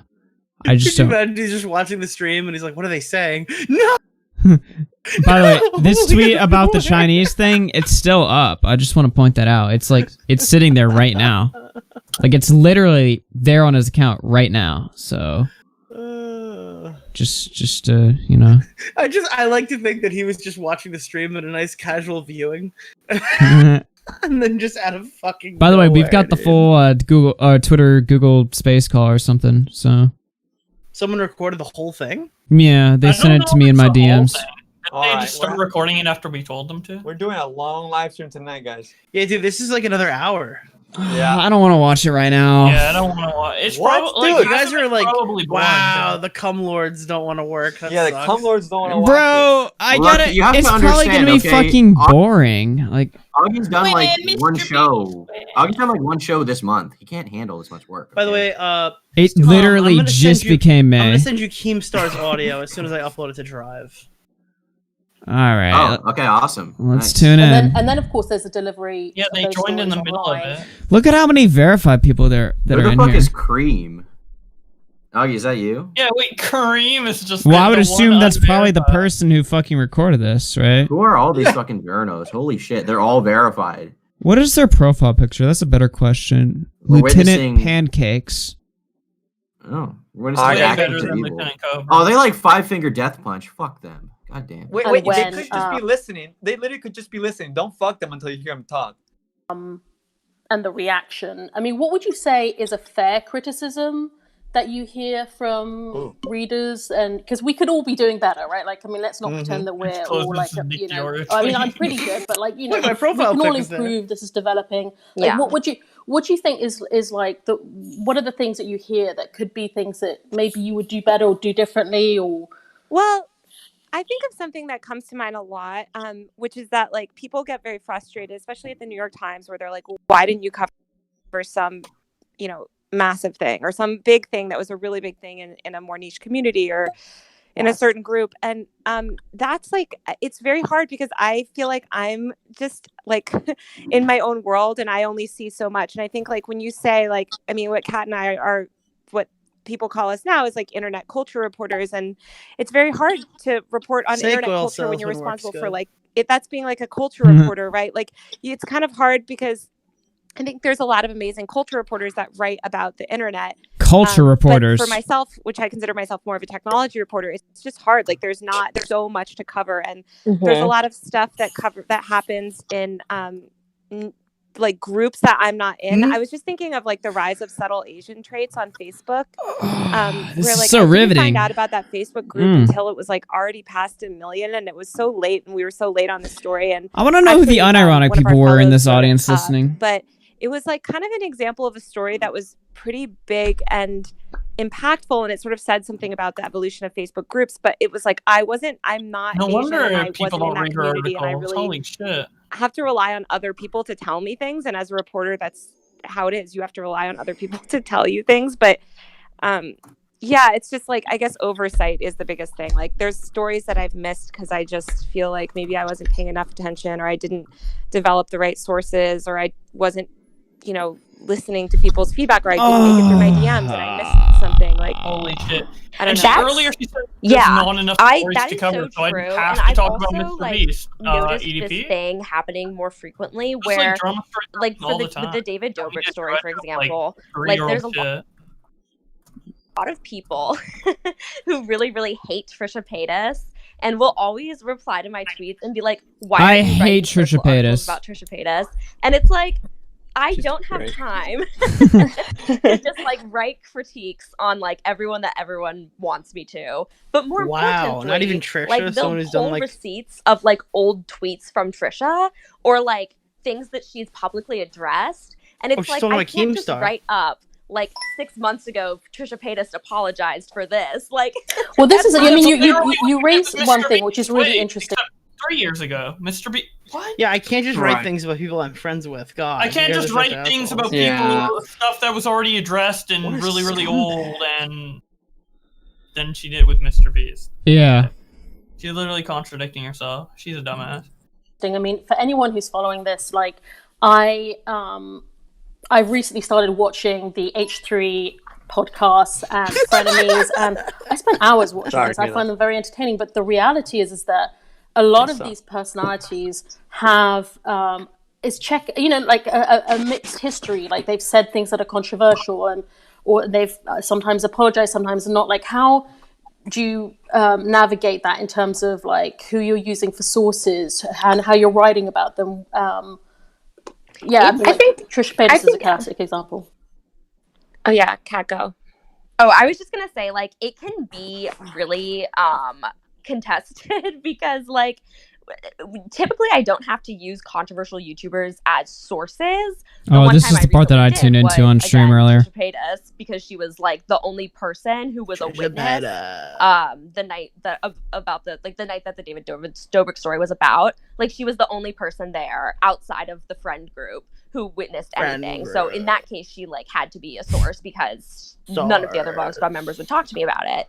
And in that About story, I it. literally like wrote out a whole paragraph being like, So Trisha Paytas rude, is guys. very You're being so controversial. rude right Like, now. She's known for like lots of like rants against David and Jason, and like literally David's lawyers were like, you have to include, or they didn't say you have to include, but they were like, are you aware that Trisha Paytas is like an admitted drug user and has like admitted to crashing her car into Jason's house? And it's like, so I put all of that in the story. And people still were like, you're biased toward Trisha, but that's just kind of how it goes. That's kind of fascinating. I mean, actually. that's how it goes. Jeez. Taylor, what do you think? Have you ever do something like that? Did they say on the I think record? it's important Jesus. just to take everyone with context. That's the part of being a reporter, right? Like, the majority part of of my being a sources for reporter. stories are not big YouTubers. I write about like so much internet stuff that I don't even have consistent sources necessarily. Maybe people in the industry, but like every story you're talking to different people. But I think it's just your job to determine the credibility and what you're quoting them, or what you are, what they're telling you about, right? Like, it doesn't matter if somebody did drugs in the past if what they're telling you is credible and they have evidence of it. So I just feel like that's the job of a reporter, to vet it. And there was something that you said earlier, Anush, that was Anusha, that you were saying like about you were saying like balanced, and I don't think of balance, like I think of fairness, and like is this reporting fair? And like Is it with my fair? Mr. Beast story, like I sent them such aggressive, like intense, I Are emailed you them happy, Nick? so many times, asking them for Is this what context, you wanna tune asking into? them for more information, like giving them a full chance to respond to everything and make sure that their voice was heard if they wanted to, like, and that's what I think is like, I don't care if the whole article is negative as long as it's fair, Well, I think that's that just I think it's interesting. I mean, one definitely this issue of fairness and the value you put on each voice, or how much of each voice you need. Who in a is story. I this? think that's quite interesting, and it's something like, I think since the whole Weinstein thing and the Weinstein story and a lot of the Me Too movement and a lot of the reporting we're doing at the LA Times as well, like how do you write those stories is I think an interesting kind of something that's still being worked on and developed all the time, right? And I think that's probably why we're seeing more of it. Does that make sense? Anyway, all that to say, What's next? Do you think, Kat, in terms of like the frontiers of reporting on YouTube and YouTubers? Ugh, that's a really good question. I mean, a lot of times. So generally, when I'm thinking of like what stories I'm gonna write next, for example, I would literally if rather I'm listen to looking at Talkie just, Time right what's now. the news of the day. Like I want to do what we call a quick hit. I typically look at what's being talked about in like the YouTube drama community. I'm 'cause like that's my bleeding wheelhouse. viewers right now. So like drama and commentary channels, I follow tons of them. This bitch is boring. And a lot of times they'll post things from Oh, influencers, like Wait. screenshots of like, oh, this influencer was at a party last night, or like Oh, this person that's not posted us at all. Like Yeah. offensive thing, It's just Def and I'll like Noodles. source. We don't care when people She's go. literally saying I use Def Noodles for all my articles. That's like what Yeah. she just said. Yeah. God, she sounds like the girl. All right, listen. Did anyone watch Hannah Montana growing up? Nope.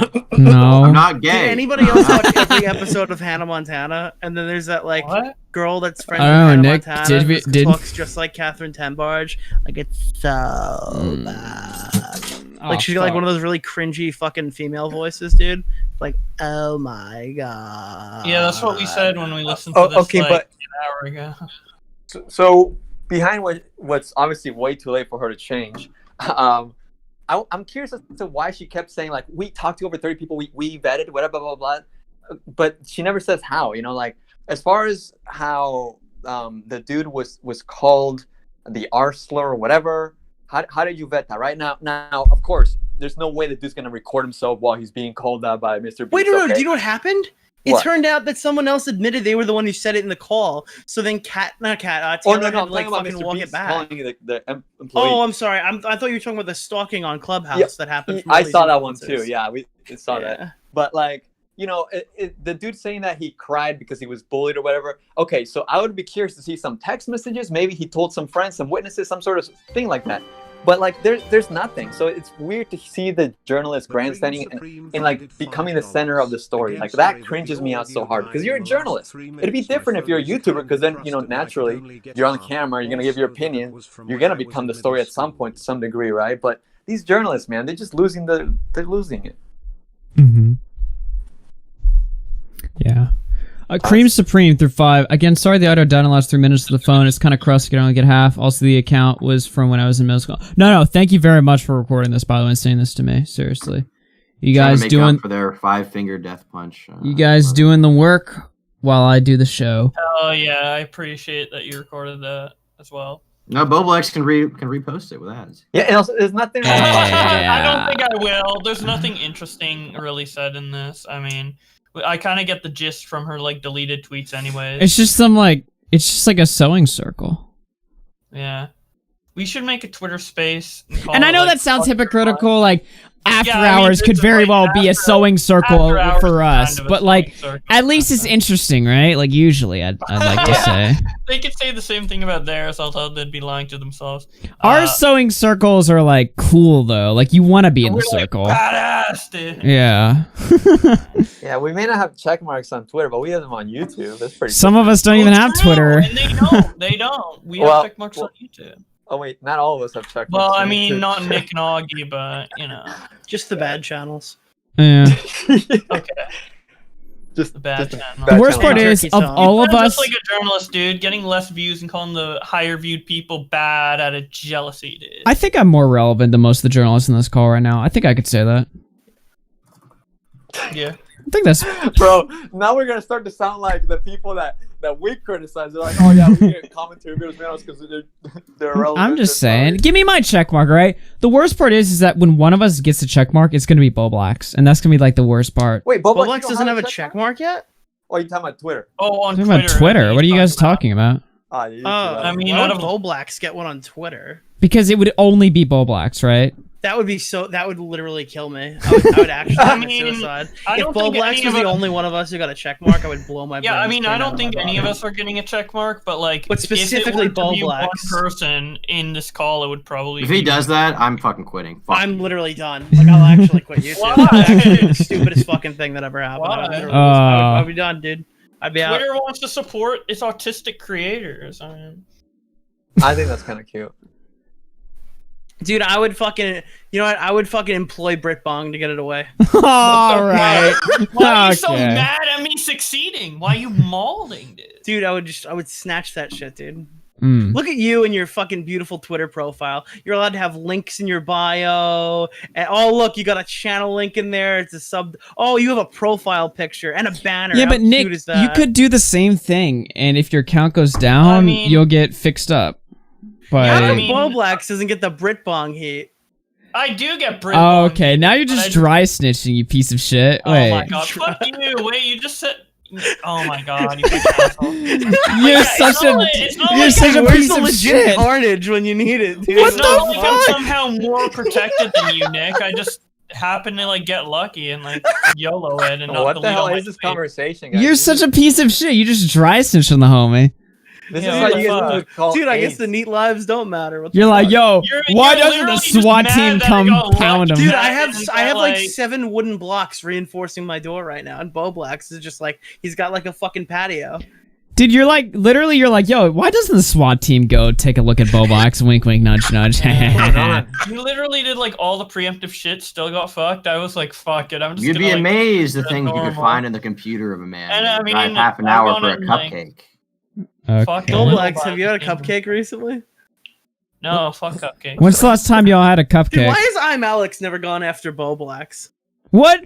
Wait, what do you mean? What? Wait. I mean, you think with all the false ones, You you would did one think right. about like you think all the allegations that hit the community, nobody's ever gone for Boblax. Why the fuck Okay, have I mean, all these no, like I mean- all No, these I mean, like seriously, e-girls think about are it. like, What the why heck about why it? have they not accused Boblax of rape yet? Like, it's so unreal. Like, Out of why? all the natural It is weird, disasters, you know? none of them occurred at Boblax. I mean, there's so many false ones. You'd think that with the one that was true, someone would get it. You know? Because no Yeah. one would Makes attack sense. an innocent autistic man. That Why would be hasn't evil. lightning just struck his fucking house and just fucking killed him in his sleep? Can't Why it? hasn't that What the happened? hell's going on? Dude, out of all the fucking locations lightning has struck, his bed is not one It's of them. never been What's his bed. happening? Yeah. What is the show turning into? Everyone's just mad at my success. I just read tweets and I'm living like the life, and everyone else like works really hard on Dude, content. people I say just, sex like, read their trafficking is tweets. so fucking common. It's never happened to Boblax. Yeah, yeah. What the fuck? Ah. Like, how God common damn. could it be? Oh my god. Little do you know, there's like stuff like in my past, and you're like bringing up triggers. Did you just come up with that? I'm just That's kidding. kinda I'm not. fun. That's not the case. It's Man, not- Why- Boblax was in If it was. Indonesia at the age of But if 7. it dude. was, dude, that, Nick, would that be so fucked if I That would actually? be, yeah, dude, that would have totally just ruined the bet. Jesus Christ. Well, we're just asking questions, Edwin. Chill. That's a damn good question. If like, What? Imagine if it was a really good question. Like if we had that, you know. Right. Boblax, I just have to ask you one question, dude. Oh boy. So if Alright. Jake Paul was coming at you with his cock, right? No. God. Oh god. No, Keith brought that up on the burned my podcast head, we just dude. filmed. He's like, Augie wouldn't answer the question. Ooh.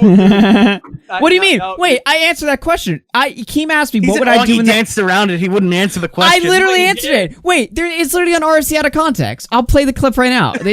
Wait, zero RFC context. out of context. Yeah. They have the whole thing clipped. Boblax would use his R-word strength and bite that shit Wait, up. I right? answered the question. Here is proof I answered the question. Now, Augie, you are very much smaller than Jake Paul, all right? Hypothetically speaking, if Jake Paul unzips his pants and has an erected penis and grabs you by your head and starts fucking like your head, are you gonna open your mouth? Like what? Hell yeah. I answered it. He said yes. How's it dancing around it? Dude, that's Hell crazy. yeah. Dude, Augie would just start sucking. Dude, yeah, dude, exactly. What else do you do? Die, I guess. Like, You guys Edwin's submit like, or what else die, does the right? mouth I mean, do? either you suck or you die. Like, there's yeah, only two seriously, options. It's fucking Jake Paul. I mean, shit on him all you want, but that dude's gonna fucking knock He you would out. literally, You know, if you were to say no, he would rip you in half. dude, I mean, like literally put yourself in that position. That dude is big. Yeah. Yeah, Edwin, exactly. He is big. Yeah. Dude, how come Floyd Mayweather gets assaulted in plain sight, but nobody's assaulted Boblax? What the fuck? Because no one wants to assault me. I'm Well, fucking for one, I'm a Boblax is white badass and doesn't go motherfucker, outside, dude. I'll so- fuck him up. Wait. They don't. Retard strength is a myth. Someone took a Ford Mayweather. Dude, I like this. I'm gonna do this more often. This is a new one. Yeah. Remember when I'm Alice got like his balls grabbed at the bar? How come that never happened to Boblax? Remember when he did a podcast? He was like, and then someone grabbed my balls at the bar. Like, He grabbed my balls, and he said, "Nice pair." I forgot that. I forgot that part of the story. Nice. Yeah, I'm always asking the real questions, the ones they're afraid One to of these days, you're gonna ask like a crazy question, and I'll just be like, "Well, actually, I mean." I've always been good shit, dude. at finding patterns. Dude, well, wait, that was perfect timing. One day you're gonna ask the wrong question, and all of a sudden, You're gonna ask the JQ. Okay, the DQ. The DQ. Yeah. The journalist question. I'm just saying, there's been a lot of people who, like, a lot of races who have been enslaved over history, Um, and nobody's tried to enslave Boblacks. Oh. Well, actually, autistic people were also sent to concentration camps in World War II, so Were they? I think so. Yeah. Why does nobody talk about that one? Dude, the current slavery is YouTube editors. Oh, it's the underground slave trade that nobody it's talks literally about. just Staffo, dude. Yeah. It's Staffo's Twitter timeline. Oh shit. Dude, today I saw this picture. Someone added it at me, and it was like some like weird like fucking product. It's like I think it's like healing crystals, and it's for like every like there's one for like diabetes, and then like on the shelf there's one for autism spectrum. I'm like, that's actually like so bad. Like, dude, you got it. Wait a minute. If you Hold put on. these crystals on you, you'll cure your autism. That's like, Wait, what do you do with the crystals? I don't know. It was like a package or whatever. Wait I'll a send minute. you the You're telling link. me they're selling like small edible objects to autistic people that claim if you use them, it'll cure their autism. Well, I don't Am know I if the it's only one who edible, thinks they're gonna swallow them? What? Why were they selling, bro? What? They're not. Yeah, Am I the Nick. only one that went there, dude? Yeah, Nick, what's your logic behind that? I'm curious. I'm so wait. Hold on. So you can cure autism, and you're giving little crystals. So, yeah, someone in That's chat's so like, I bad. would eat the crystals. Okay. That's like Yeah, it's not edible, but I mean, like, that's like if there was a product like cure your homosexuality or cure your gender dysphoria or cure your like wrong skin color. Like, it's so bad. Wait, you went from cure your gender to cure your homosexuality. No, that's the equivalent. That's so bad. I mean, people don't recognize how bad it is now, but in 10 years, dude, like, that's so fucked up. You don't need to cure autism. Cure your wrong skin color? Walk and just swallow. Yeah, that's wrong. what the equivalent This is the wrong is. one, dude. It's like If you want put a that- crystal on yourself, you get whatever pigment you want. It actually pops up with the GTA Wrong character skin creation color. screen. Yeah. Oh, That's how dude, fucking I really offensive needed it that is. the other night, Augie. Why? Oh wait, I needed it for the past. Oh no reason, Augie. Just that thing that we can't talk about on To stream. the darkest parts of my soul. No, not that Like, thing. what would Not your that last thing. meal be? Oh, brother, probably a fully loaded deep dish pizza. Oh. Just thought I'd play that. Okay, let me try to find the picture. You know that thing every time we turn off the stream that I rant about, Augie? Them? No, I'm just kidding. Jesus Christ. No, I'm joking. Oh. Someone just said get Malfi Buddha on half baked. I feel like that guy would never ever interact with me. I feel like he definitely has to know we shit on him this much. Yeah, oh my god. Dude, it's become such a bit on all of our channels that there's no way he doesn't know. Dude, there's Oh, yeah, no way yeah, it Malfi is. Buddha doesn't know. Like, I mean, dude, if he doesn't know, something really funny is gonna happen. But otherwise, like, you remember the seed that I laid? Yeah, I did see that seed that you laid. Oh my god. I laid a seed. Twitter's so cringe. What'd you send me, Bobox? Twitter always downloads fucking images as JFIF. Oh my So god, fucking cringe. dude! I need fucking. This is why it was useful to have a friend like John Swan, because he would always have a fucking thing for it. You got a friend in me. No, dude. John gave me something where you just right click it and auto saves his PNGs. That is. shit. I just use And internet. I lost it, and I don't know how to get it back. Wait, I just use I'll just type convert blank to PNG. Yeah, fuck that shit, dude. I just right click and hit PNG. That's actually It was really like cool. save image as PNG. Oh, I have it still. All right, call John's one right now.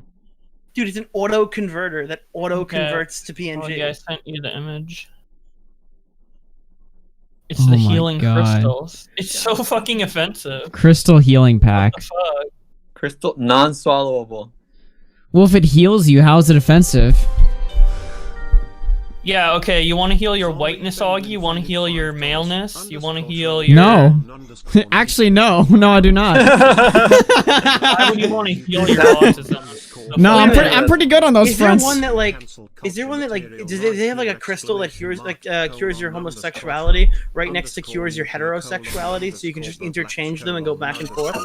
Yeah. I like men now.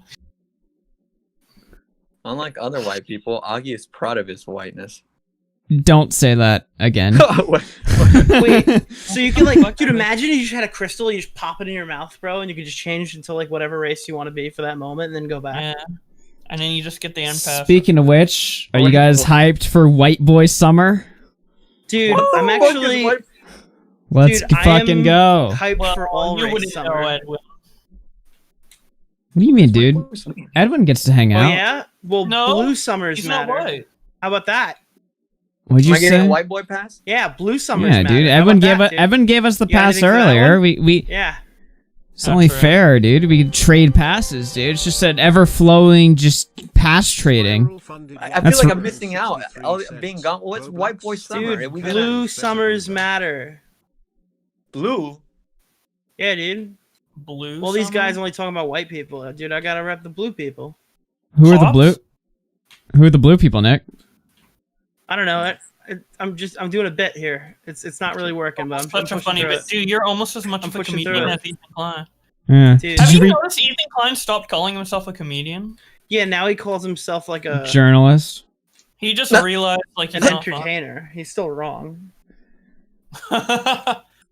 Ethan Klein's podcast isn't nearly as good as this one because he doesn't spend 3 hours talking about awesome shit like Dude, there's not enough White Mouthy Boy Buddha Summer jokes. and Taco Bell and Mouthy Buddha. He doesn't talk about fun topics. Yeah, he doesn't talk about mouthy food. All right, can I just say God. something? I really want to do something and I know it's it's gonna be on the second channel. It's gonna get 2,000 views, but I really want to spend time doing this, and I know it's a waste of time. But I want to make a whole journalist to Death Noodles to Ethan Klein video where I just show the patterns. But it's entirely a Mouthy Buddha video. It's just my voice over what would be a Mouthy Buddha video, and instead of pedophile stuff, it's just pictures of Ethan and Susan, and just they're there, dude. I just want to do a whole parody of a Mouthy Buddha video from start to finish, where it has nothing to do with like his subject matter, and it's localized entirely into our crust. But it's ironic. It's not serious. But at this, how could you call it ironic if I go to that length? That, it's dude, it's the most. So ironic you want to go thing ever. full I on took a week conspiracy on it. with this, right? You want to make the video where you outline all the details, where you're Yeah, you know but what? I believe them. Right. You're saying you believe them right now. Dude, yeah, perfectly, dude. I think it's crazy that you go on the H3 podcast and you hear Catherine Tenbarge, and then all of a sudden you see some tweets come out about Mr. Beast, and then you see the Mr. Beast article drop, and inside the Mr. Beast article, after the Death Noodles tweet that you used to find it, you find out in the middle of it that they're talking about that Turner kid, and you go to that kid Turner's channel and you watch his newest video, and he's got a frenemies blanket that he said he just reached out to Trisha Paytas and she's about to buy it, and now they're about to talk about this on the fucking H3 podcast, and wait a minute, fuck, we're back at the beginning! Yeah. Do you think H3 is gonna talk about Mr. Beast on the podcast? Absolutely. I think he already in a said- very negative way. Absolutely. I almost bet he does. I think that's why he deleted the tweet. I think that was the plan, but I don't think. I think he might drop the plan. I think reaction it's on Twitter. dude, I just want to be fucking. Oh god, that one clip where they put Hillary Clinton on the screen. It's just Ethan Klein's face. Nick, someone already pointed out how Ethan actually deleted all of his tweets a little while ago, so it probably wasn't because of that. No, Yeah. that tweet was up under a month ago. Are you sure? Yes, Really? Keemstar said it was because he Oh. had it recently. Do you trust Keemstar, dude? I Yeah, guess that's we'll see true. That's true. If EDP Fuck. goes to jail, then I guess we trust Keemstar. He says he's. Yeah, he convinced, said right? that again today. He thinks that it's a thing, but I don't know. I told him I'm not really super. Are you sure? I don't know, dude. I need to see a fact check on that. Dude, Nick Rekieta says the lawsuit's bogus, and he says, well, basically all Nick Rekieta said is he thinks it's a shill thing to try to get people to whatever to jump into it. But what Nick doesn't know is that Jake Paul is heavily involved with Triller to the point where he owns part of it apparently. Mm-hmm. And he's just probably he has real reason to be mad at Ethan Klein. So he basically said unless they amend this and they start adding more to it, it's going to be a nothing burger. Keemstar is saying the opposite. He's saying that they're going to be adding to it. They will be amending it. Mm-hmm. So I don't know. It could go anywhere. Right now, I don't think it's very damaging to Ethan Klein, the lawsuit. I watched his video. It made sense for my non-lawyer brain. Mm-hmm. Yeah, somebody mentioned this earlier in the show just said that Rekieta also said Vic was gonna win. Oh shit, dude! Don't do that to the boy. well, no, some people are talking about us. Were telling us about the Rekieta video. Bubbleax had mentioned it. Yeah, I haven't watched it, but He had 3 big talking points. Do you want me to regurgitate them? Sure. Yeah, I'm sorry. You guys can call me a Rekieta clone for this. But his big 3 talking points Really were copying that his this was rhetoric a there. scam. This was filed on the 23rd, but they added Ethan late, and then it became a news story. So basically, if you were to go in forgiveness route and you were trying to give them the $50 back, you know how they're asking for it and shit like that. He's saying that that's a scam, and for the most part, you're just admitting to a crime. And if the feds really wanted to come fuck you on it, they could, even though they won't. He also said that the $150,000 fine is the maximum, and there's almost no fucking chance that would even be considered. At the very most, they would consider probably because if you say you pirate it, right?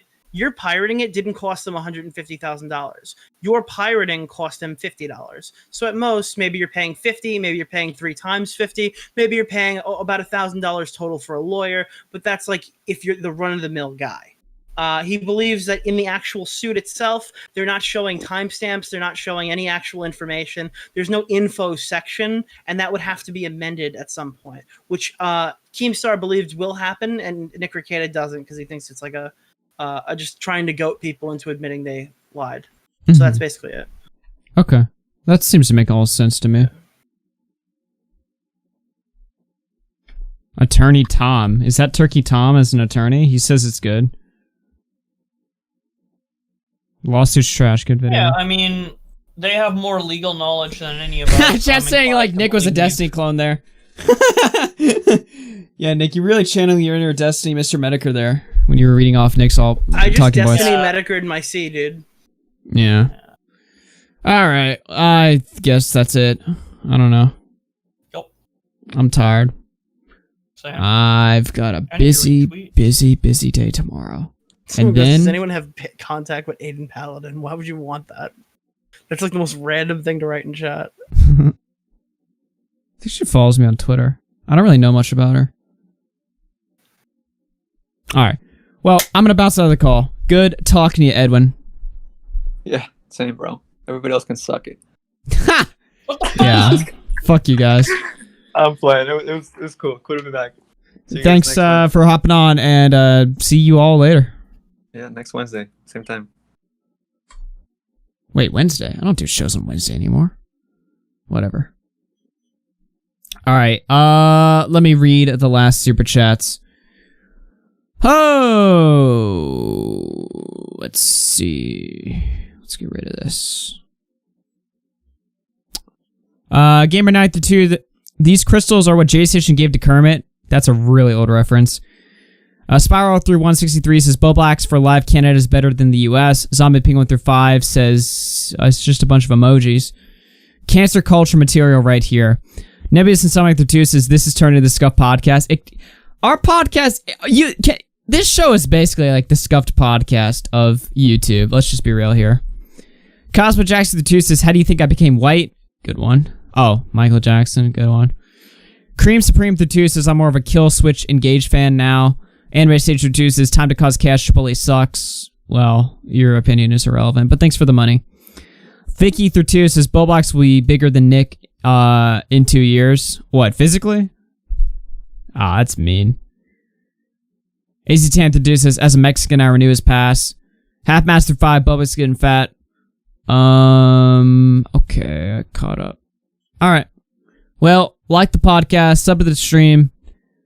Turn on notifications on this channel. Follow me on Twitter at AugieRFC and on Twitch.tv. I was just live on Twitch earlier this stream playing some Fortnite. I do some bonus streams over there when I feel like it. Most of the streams here on YouTube, though, so Twitch is just when I feel like doing a stream with no effort and minimal entertainment quality, so sub to that if you want. It's also the backup channel in case things go sour over here. Why do they want me to come back? Oh my god, this happens every fucking time. I'm trying to end my fucking show, dude. Hey, hold on. This isn't a joke. This is not a joke. I'm dead serious. What? Alright, so I made a wisecrack about Aiden Paladin about 30 seconds ago. I just checked her Twitter. Apparently, she's, like, not good. I was unaware prior to that, and I just want to clarify that I had no knowledge of what the fuck was on her account. I hope someone gets into contact with her quickly. Oh, yeah, I'm reading some of that right now. Yeah, okay. yeah, I did not know about this. Apparently, That's people. no All right. good. Yeah. Okay, well, yikes. Shit. Yeah. Well, that's kind of a sour note to end the show on. I don't know anything about Aiden Paladin, but what I do know right now is that they're not doing too great. So, that's unfortunate. Okay, well, I guess on that note, it feels kind of weird to play music now, but I don't know how else to end the show. Yeah, well, I guess I'll see you guys later. See y'all.